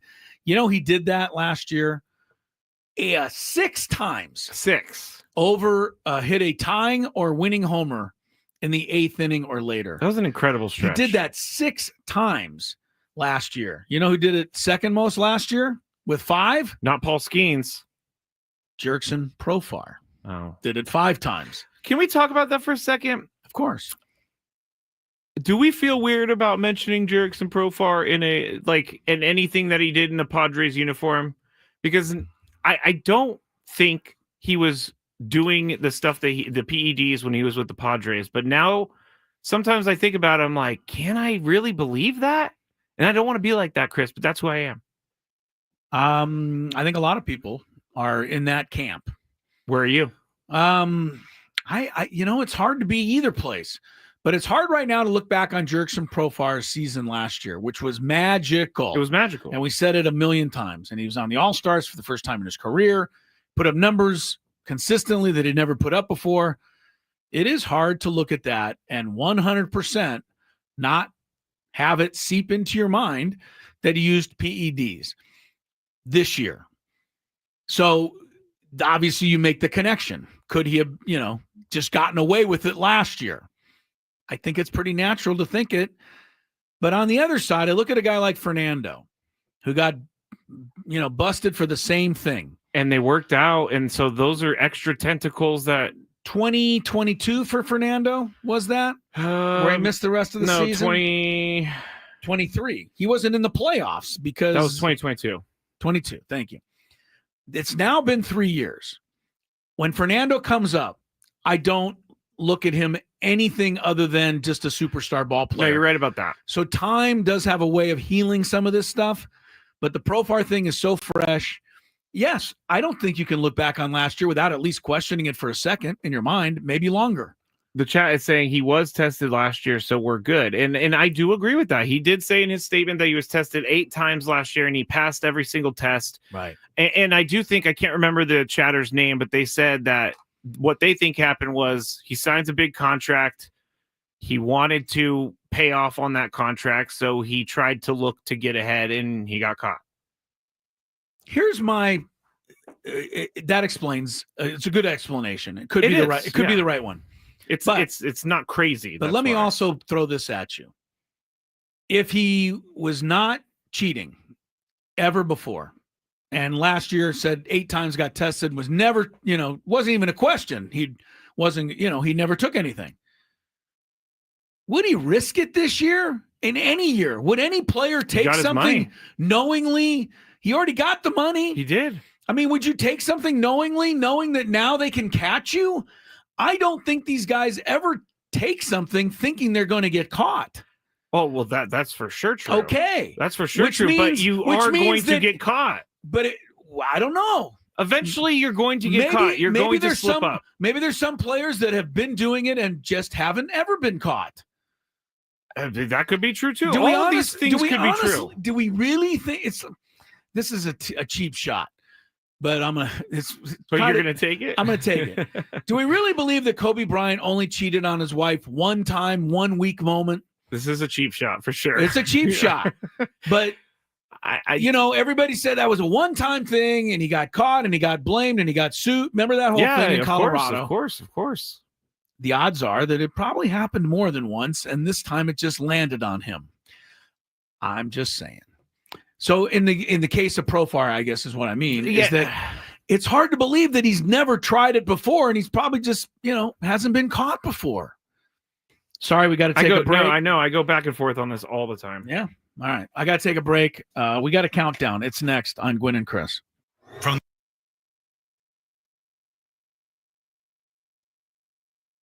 Thank you for listening to 97.3 The Fan. Be back shortly. I would be back shortly if the thing will click. See, I'm clicking. I have no idea what's happening. It's not playing any commercials right now. Well, this is just great, everybody. Let me see if I could try to start another one. All right. Well, this is awesome. On the air right now with no help, and there are no commercials to be played. Actually, you know what I'm going to do, everybody? You're getting a real live thing right here. This is real live Matt Scraby. I'm going to have to restart Wide Orbit real quick. So goodbye, Wide Orbit. It's not even closing. I'm going to text Adam, and I'm going to say, Adam, I tried to go to break, and the commercials did not play, and the program won't shut down. Oh, you know what I'm going to do? I'm going to have to do some Control-Alt-Delete over here. Control-Alt-Delete. Okay, I got it. Task Manager. It's not coming up. There it goes. Task Manager came up, everybody. I have no idea. I'm way too generous with my stroke giving. Never mind. Are you really? Never mind. Wait. I did not mean for that to happen. I did not. That sounds like a promo to me. Scraby's giving out strokes. I can't wait to hear that one. I'm going to laugh for a while on that one. Nate says, Scravy, maybe you should date her. You might be a generous stroke giver, but I don't think she really wants to leave her boyfriend for that.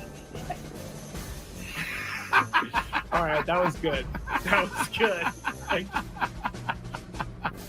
In full disclosure, I'm reading this. Tony can't gather himself right now. That was a good one, Chris. That was a really good one. So I saw this at 7-Eleven, and I had to get it. It's called the One Chip Challenge. It was sitting there in the aisle, and I thought, why not? Because I am into spicy stuff. But this thing looks pretty hot. I'm not going to lie. It says a Reaper pepper and a scorpion pepper. It's also in the shape of a coffin, which doesn't make me very happy about that. Doesn't make me feel good. Oh, extreme heat, it says.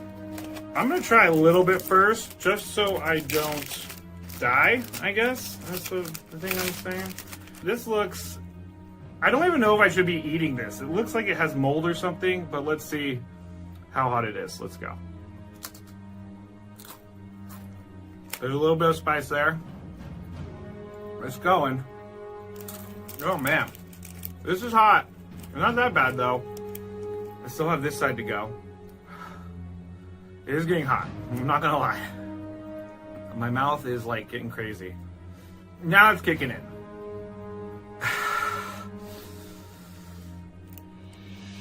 I'm not sure if I'm gonna finish this. Honestly, it's getting serious. I gotta go with the milk. My mouth is dying right now.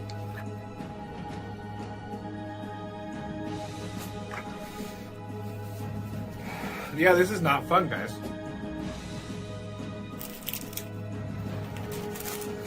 Never gonna do that again because my mouth is on fire. Thank you for listening to 97.3 The Fan. Be back shortly. I would be back shortly if the thing will click. See, I'm clicking.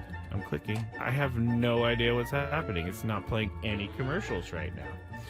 Well, this is just great, everybody. Let me see if I could try to start another one. All right. Well, this is awesome. On the air right now with no help. And there are no commercials to be played. Actually, you know what I'm going to do, everybody? You're getting a real live thing right here. This is real live Matt Scraby. I'm going to have to restart Wide Orbit real quick. So, goodbye, Wide Orbit. It's not even closing. I'm going to text Adam, and I'm going to say, Adam, I tried to go to break, and the commercials did not play, and the program won't shut down. Oh, you know what I'm going to do? I'm going to have to do some Control-Alt-Delete over here. Control-Alt-Delete. Okay, I got it. Task Manager. It's not coming up. There it goes. Task Manager came up, everybody. I have no idea. I'm way too generous with my stroke giving. Never mind. Are you really? Never mind. Wait. I did not mean for that to happen. I did not. That sounds like a promo to me. Scraby's giving out strokes. I can't wait to hear that one. I'm going to laugh for a while on that one. Nate says, Scravy, maybe you should date her. You might be a generous stroke giver, but I don't think she really wants to leave her boyfriend for that. All right, that was good. That was good. In full disclosure, I'm reading this. Tony can't gather himself right now. That was a good one, Chris. That was a really good one. So I saw this at 7-Eleven, and I had to get it. It's called the One Chip Challenge. It was sitting there in the aisle, and I thought, why not? Because I am into spicy stuff. But this thing looks pretty hot. I'm not going to lie. It says a Reaper pepper and a scorpion pepper. It's also in the shape of a coffin, which doesn't make me very happy about that. Doesn't make me feel good. Oh, extreme heat, it says. I'm going to try a little bit first, just so I don't die, I guess. That's the thing I'm saying. This looks... I don't even know if I should be eating this. It looks like it has mold or something, but let's see how hot it is. Let's go. There's a little bit of spice there. It's going. Oh, man. This is hot. Not that bad, though. I still have this side to go. It is getting hot. I'm not going to lie. My mouth is like getting crazy. Now it's kicking in.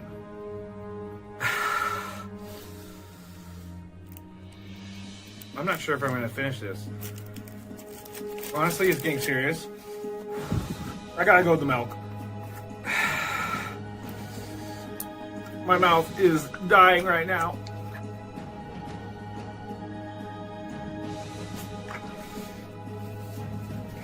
Yeah, this is not fun, guys.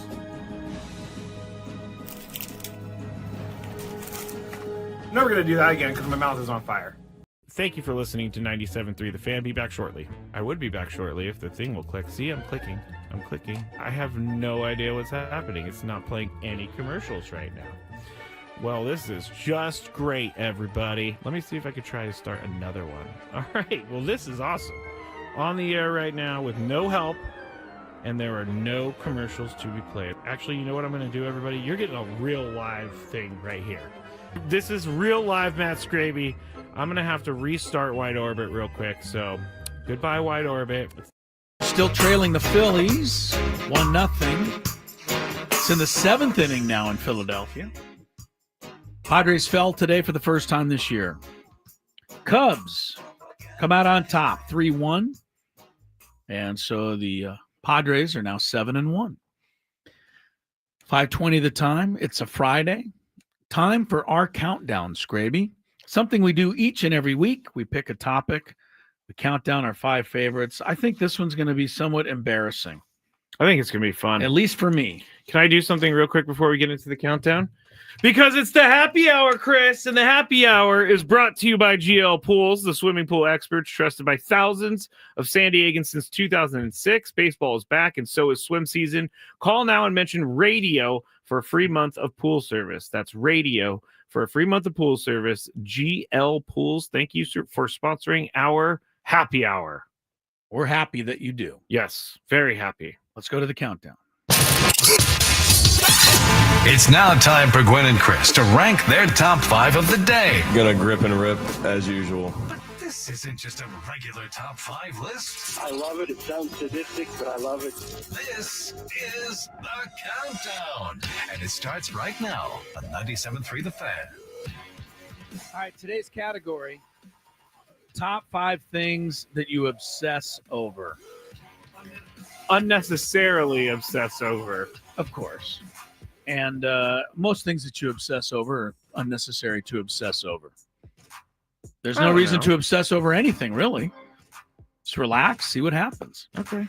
But there are things that we all obsess over, and I'm going to find this to be really embarrassing when I give all mine. Really? Number 5. For that reason, I'm going to have you go first. Okay. My number 5 is I obsess over how do I describe this? I obsess over timing in the day, during weekdays specifically. If I don't have at least 3 big 5 topics in the dock before I go and get ready to go to work, I will obsess about it all the way down on the drive. I will obsess about it walking up here. I will be worried that I'm not going to get the job done. And so I obsess over this all. Same thing goes for a guest. If we don't have a guest booked or anything, I will obsess over the fact that we don't, and it will consume me on the drive down here. So that's my number 5. Considering there are days when we don't get a guest, how do you live with yourself? I realize comments like that are coming, so I just live with myself. Number 5 for me is that I am obsessed with having to neaten up and straighten up my world. And this is the OCD part of what I do, but my wife gets mad all the time. She does? Well, she gets mad because I throw away emails. I trash email. Oh, no, I throw them away. Are we talking digitally? Yeah, digitally. When I get emails, I look at them and then I'm never going to need this again. I just swipe delete. I don't like having a bunch of emails. How many are in your inbox right now? I don't know exactly, but there's none that haven't been read, and there's also none that I feel are not there for a reason.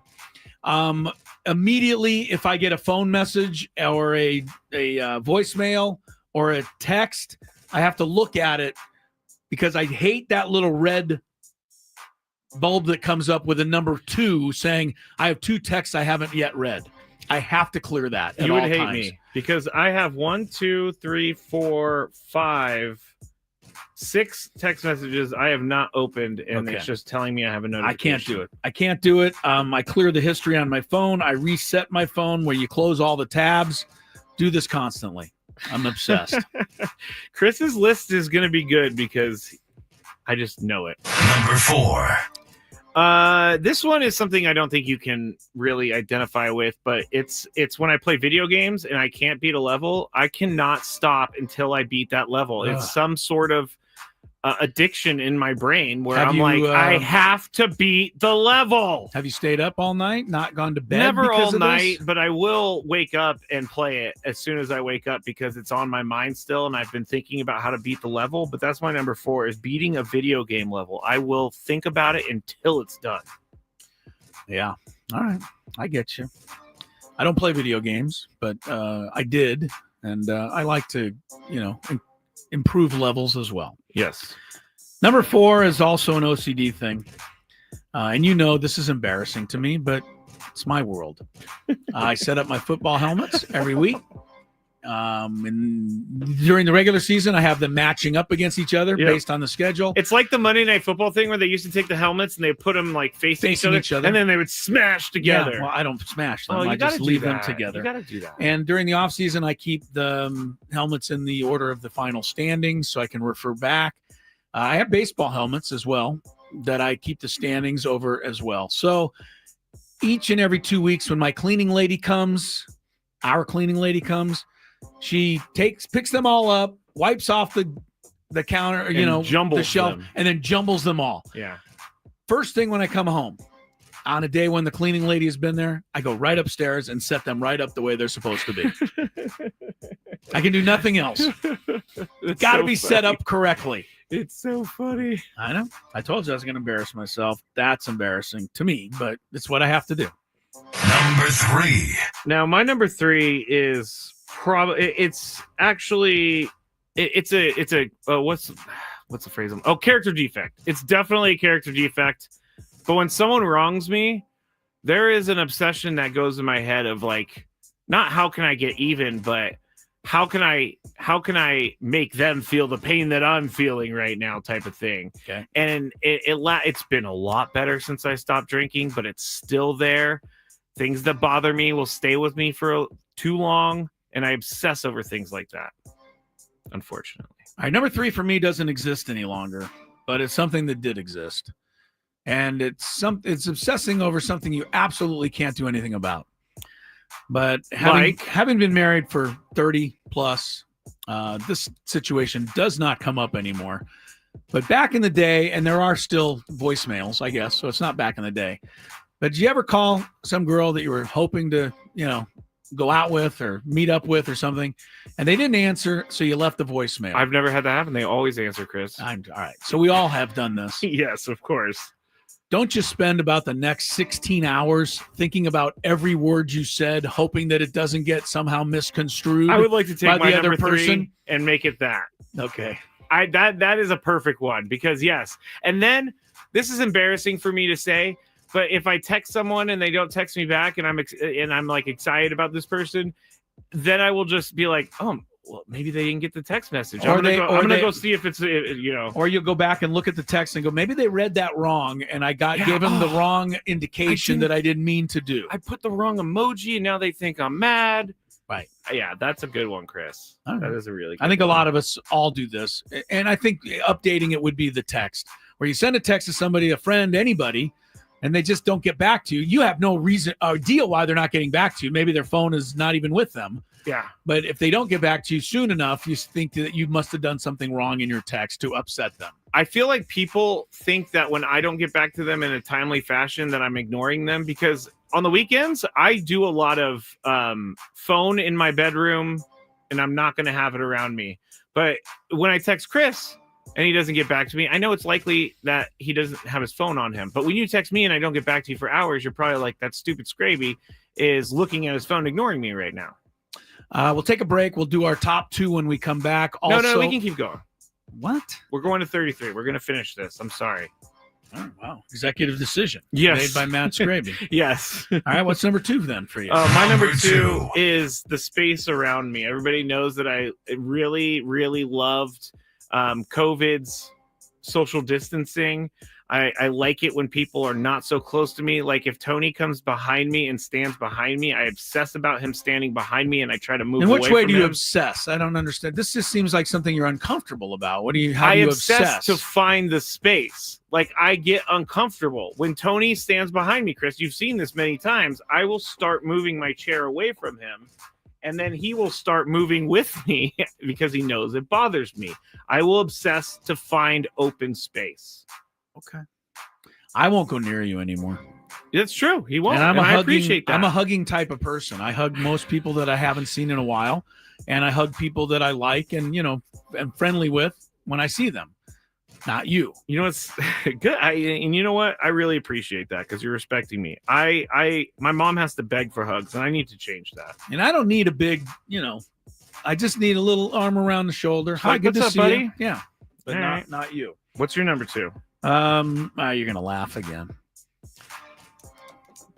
My 2 clocks, digital clocks that are in the kitchen. One is on the stove. One is on the microwave. They have to click over to the new minute time at the exact same moment. Oh, that is next level. Next level. I cannot. You're not going to be looking at both of them at the same time. Mine are pretty close together. One's here, one's there. I sit there. And when I set the clocks, usually just twice a year, I set the clocks at the daylight savings time. I will set one at 8:25 or whatever. The other one I will set at 8:26, but I will not push start until the exact second that the previous one clicks to 8:26. And now they're both in sync. That it is imperative. Is why I wanted to do this list. Imperative. And I don't like it when I go to your house or anyone else's out there. I mean, not you, but anyone's. Where your stove clock and your microwave clock are off by 40 seconds or even a couple of minutes sometimes in some cases.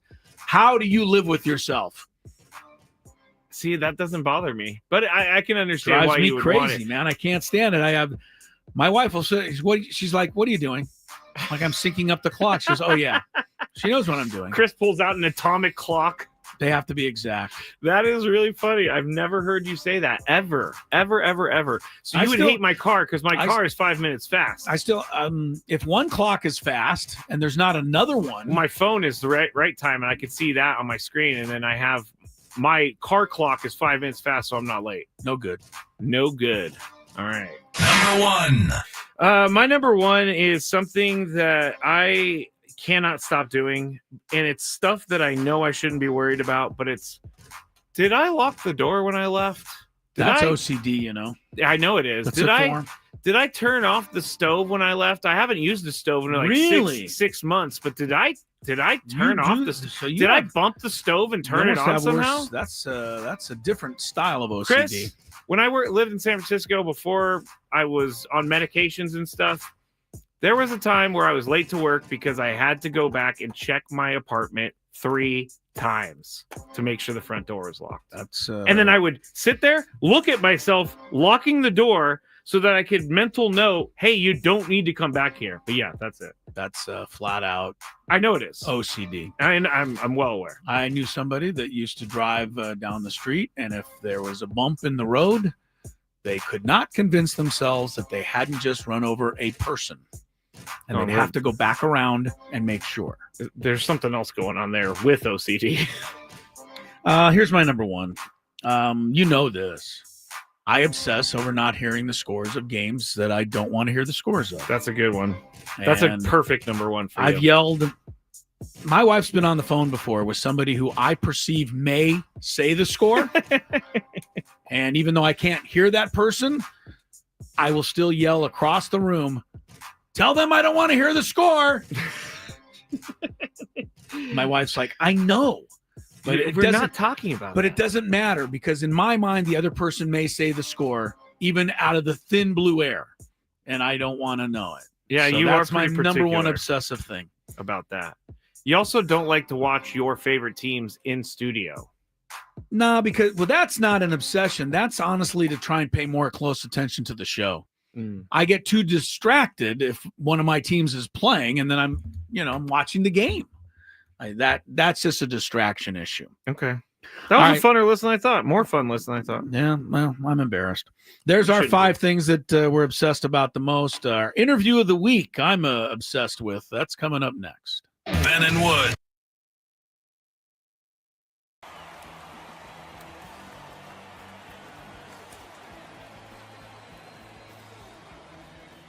And And now, the challenger, representing the San Diego Padres, number 20, Kyle Higashioka.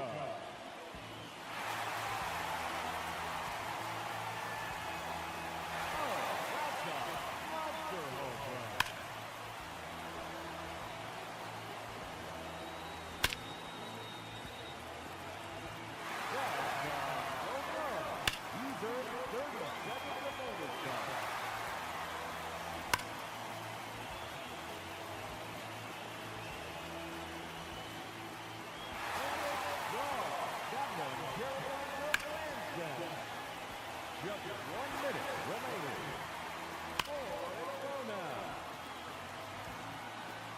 It's out of here. That one up into the monster seat.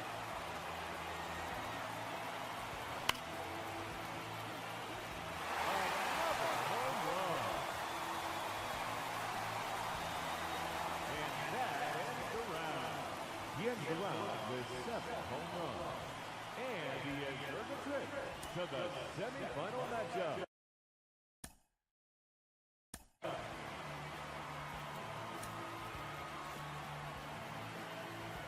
Now the challenger in this semifinal matchup, number 20, Kyle Higashioka. No doubt about that one. That one carried on to Lansdowne. That one is gone. He now has bonus time. Just 1 minute remaining. No question about that one. And tapped it up to put up in the championship matchup. And that ends the round. Finishes.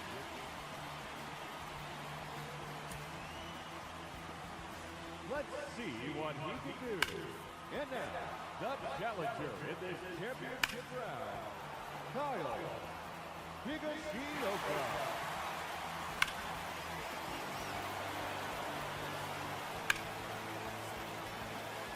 And it's gone. That one carried on to Lansdowne. That one is gone. And he's earned 30 seconds of bonus time.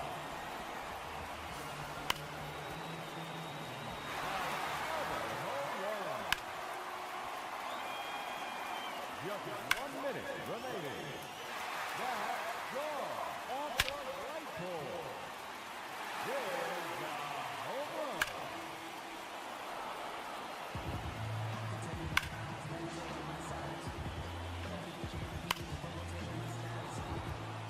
Seconds left.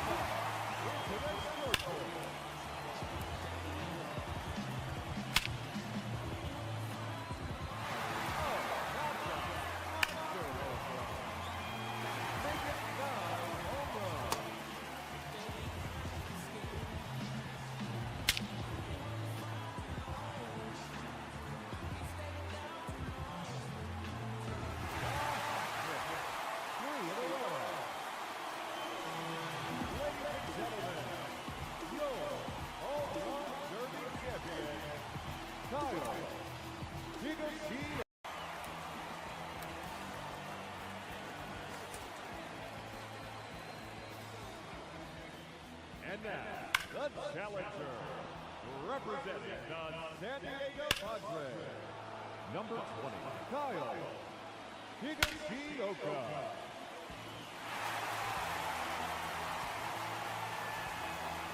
Oh, that's a monster home run.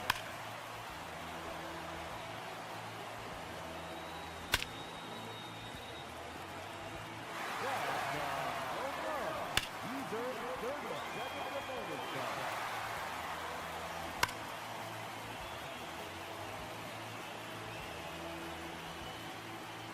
And it's gone.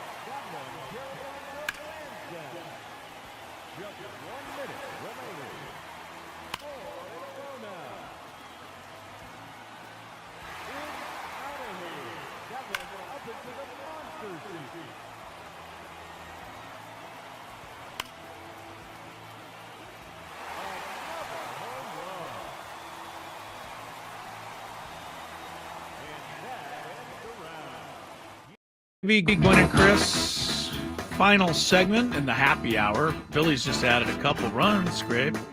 That is happy. 3-0 Phillies, bottom of the 7th over the Dodgers. So perhaps by night's end, there will be no undefeated teams, although the Dodgers still have 6 outs left to them. So don't celebrate just yet. Padres fell to the Cubs 3-1 earlier today, their first loss of the young season. Padres now 7-1. They'll send Nick Pivetta out there at Wrigley Field tomorrow. It was freezing cold today. I love Tony talking about how his feet froze by the 3rd inning. Tony is kind of a funny guy when it comes to warmth. You mean? Would you not agree? Well, he was that one day we went to the stadium at Petco and it was like June and it was 68 degrees and he was wearing winter gear. Yeah. We have a picture. I'd have to find it again, but there's a picture of he and I talking up in the press box because we used to do the show from the press box on home game Which days. is crazy. Do you remember that? Yes, I loved it. It was fun, but yeah, we don't do that any longer. That was when I was doing the pre and the post game show. So I would be down at the stadium. Tony'd be down there. We would do a whole bunch of show in the press box. And early in the season, Tony would be wearing an Eskimo jacket. Yeah. And a beanie. knit cap, beanie. Gloves. It looked like we were doing the show in Siberia, for heaven's sakes. It did. Tony gets cold. He's He's just a guy that gets cold. But it is cold in Chicago. It is cold in Chicago, where the Padre bats were a little quiet as well. Quieted because of Shoto Imanaga's 7 1/3. 3-1 Cubs barely hang on, though. Jake had the chance. 2nd and 3rd, 2 outs in the 9th. But, the mighty Jake struck out today. That's how it ended today in Chicago. All right. Our interview of the week is with Alden Gonzalez from ESPN. Took place, I believe, yesterday when the Padres were 7-0, not 7-1. Yes. But some good thoughts on the Padres and the season coming up. And also, Alden has a little update on the team you love to hate just north of here. He also talks about Jackson Merrill more. A lot of Jackson Merrill in this as well. So, Scraby, let's get to it. From the 855 Get Ross Traffic Center, protecting San Diego after accidents or injury, here's Kelly Danick. Traffic is sponsored by your local San Diego County, the UPS stores. Got a collision on southbound 805 past Palm Avenue. A couple cars involved are over the right shoulder. And an accident in the North County, West 78 for Nordall Road. Car and pickup truck involved. They're over to the right shoulder. Your local San Diego County, the UPS store locations are hosting a shred event from April 7th through April 15th. 50% off shredding services. Visit theupsstore.com for the location nearest you. See store for details. I'm Kelly Danick with Gwynn and Chris, San Diego's #1 sports station, 97.3 The Fan. We do have our guy, Alden Gonzalez, on the line. Alden, ESPN. How are you, my friend? It's been a little bit. I'm doing great, Tony. How you doing, bud? I'm doing well, man. Now, listen, I know I haven't seen you in San Diego yet, so I'm going to assume you've been up in the L.A. area watching the other undefeated team in Major League Baseball. Yes, sir. From the vantage point of Los Angeles, kind of viewing down south to San Diego, what was there any conversation about what the Padres have gotten off to up that way in Los Angeles? I don't know about from the players as much, but it's definitely been talked about around town. I mean, just in the city, yeah. No doubt. I mean, I don't think there's not a whole lot of precedent, and I know it's still early, but there's not much precedent for two teams in all of Major League Baseball, both starting out at least 7-0. I think the last time that happened was in 2003. But let alone the same division, let alone the two teams that went through a really hard-fought playoff series last fall, let alone two teams that are obviously rivals, right? And I think while a lot of people expected that the Dodgers were going to be really good, I don't know about 8-0 good, but this was maybe more expected from the Dodgers. It's been really cool to see from the Padres because, I mean, Tony, you and I have talked about this before. I thought they were the most complete team in baseball going into last October. And then they have an underwhelming offseason, and you wonder if they're going to be able to rise to that level again. And I know it's incredibly early still, but there's just been some really encouraging signs. And it lets you know that for all the hype about the Dodgers, I mean, the Padres probably aren't going anywhere. Hope you're right. Alden Gonzalez, our guest here from ESPN. You guys at ESPN rated the Padres third in the early season power rankings. You were you wrote the little piece on the Padres. Can a week set the table like this for an entire season? How should we be couching it? I mean, people are running away with themselves. I got to tell you, Alden. I mean, they're pretty excited. And it's hard to dissuade them because, as you said, I mean, they've been hitting, they've been pitching, they've been fielding, they've been really running the bases incredible. Managing, they got the pitching and hitting coach back, the consistency, the continuity. There isn't really anything to be concerned about yet. There really isn't. And I don't want to be a wet blanket here, but it's 1 week. Yeah, I know. I mean, we often lose sight of how long these seasons are. And I don't know if 1 week in late March and early April is any different from 1 week in June, July, August, when a team can go on a run like this. And again, like I'm not trying to temper excitement too much because it is really cool to see, like I said, but I mean, it's 1 week. Things happen. So many things happen, in good ways, in bad ways over the course of a year. Guys go up and down hitting wise. I mean, Luis Arias went how many days without a hit, right? I mean, he's going to hit. Other guys are going to come back down to earth. We'll see. I think the key with the Padres is going to be the guys around the superstars. Yeah. Because the depth for them is the question, right? So how are they supporting the likes of Manny and Tatis and Merrill and Bogarts and Arias and, in the rotation, Cease and Darvish, the guys around them, how are they doing? So far, it's looked great, but let's see if they can carry this over. Alden Gonzalez joins us here on Gwynn and Chris and Alden. Jackson Merrill, he is locked up for the next 9 years for the Padres. What were your thoughts when you got the word of this deal and the years and the amount?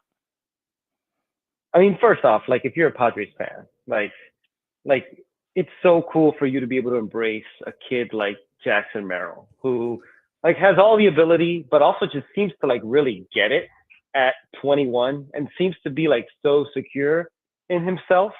I was shocked by the contract, frankly. Like the Padres bought out 5 or 6 of his free agent years. That's rare for somebody who is that talented, who plays, frankly, 2 premium positions, shortstop and center field. This is a great deal for them. It allows him to test the market again at age 32 or 33, which is fine, but it's not ideal. Players usually want to retest the market at 29, 28, 30.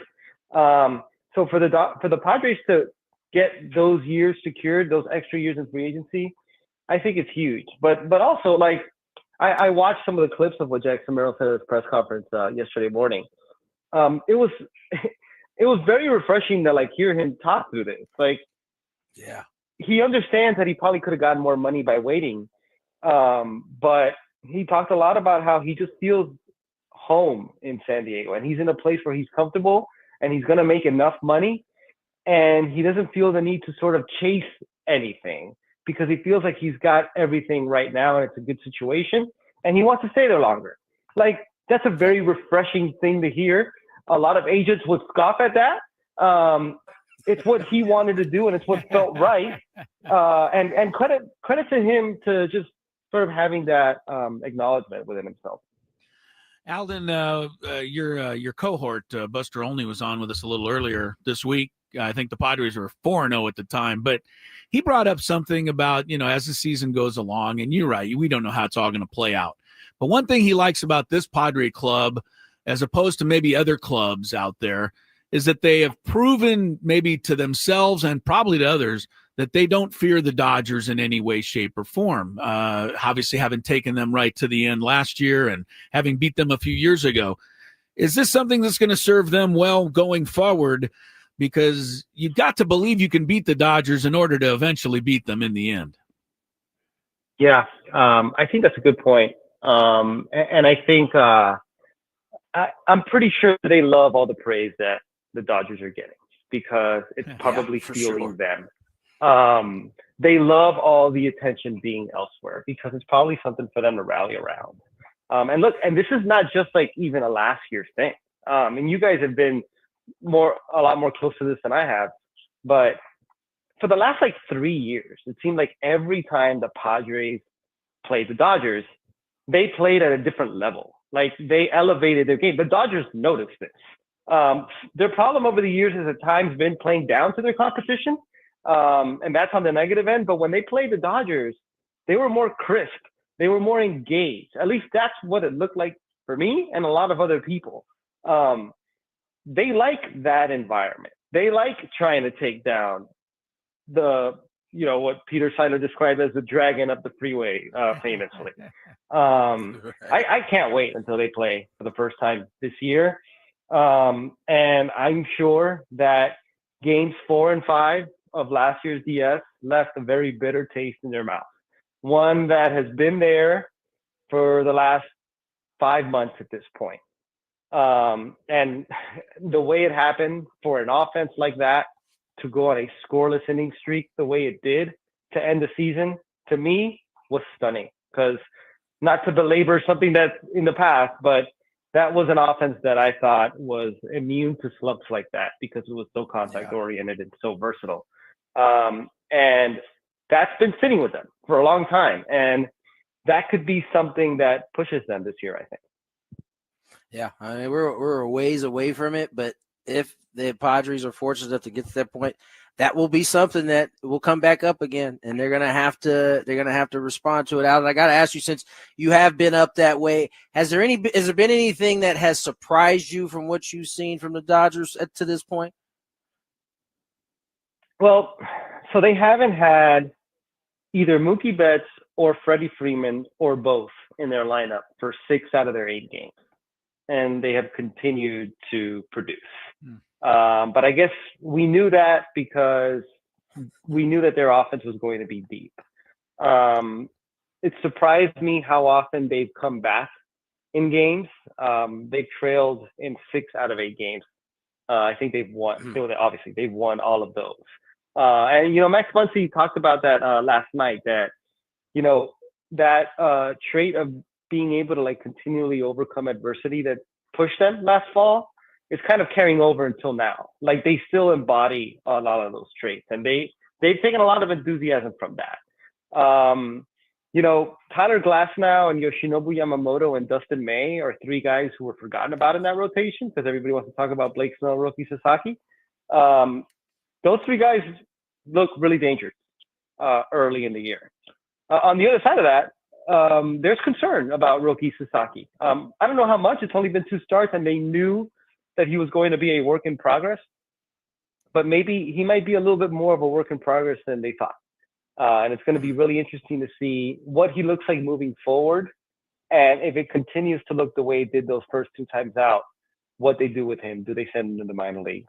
The good thing about them is they have a lot of pitching depth, so they can afford to do that, especially when Tony Gonsolin gets back. But those are the main ones that stick out to me so far.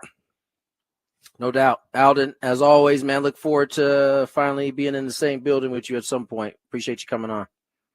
Yes, sir. All right, guys. Take care. Alden. Alden Gonzalez, ESPN. What an honor to be named our interview of the week. Yeah, such an honor. You think he's thinking about that today? I think he, when we started playing it, he kind of went, oh, I feel important. I better be good because I need to win interview of the week. He beat out some heavyweights this week. He did, Buster including Buster Olney, and was it Kaylin? Oh, Kaylin Kyle, yes. She was great. She was. The young lady from the MLS soccer coverage. Yeah, season pass studio analyst. There's a lot coming up this weekend. I mean, not only Padres continuing the series with the Cubs tomorrow and Sunday, but you got the Final Four tomorrow in San Antonio. And you also, tomorrow night, get on out and see the San Diego FC. Seattle Sounders are in town for a little Major League Soccer. I was going to make a sound effect, but I don't know what a sounder does. I think it's a sound. Yeah, I'm not sure. South Carolina cruising at the moment. Fourth quarter, 7 minutes left. 61-48. They lead Texas, UCLA, and UConn still to come on the women's side. Scraby Chronicles still to come here on 97.3 The Fan. Enjoy the weekend, everyone.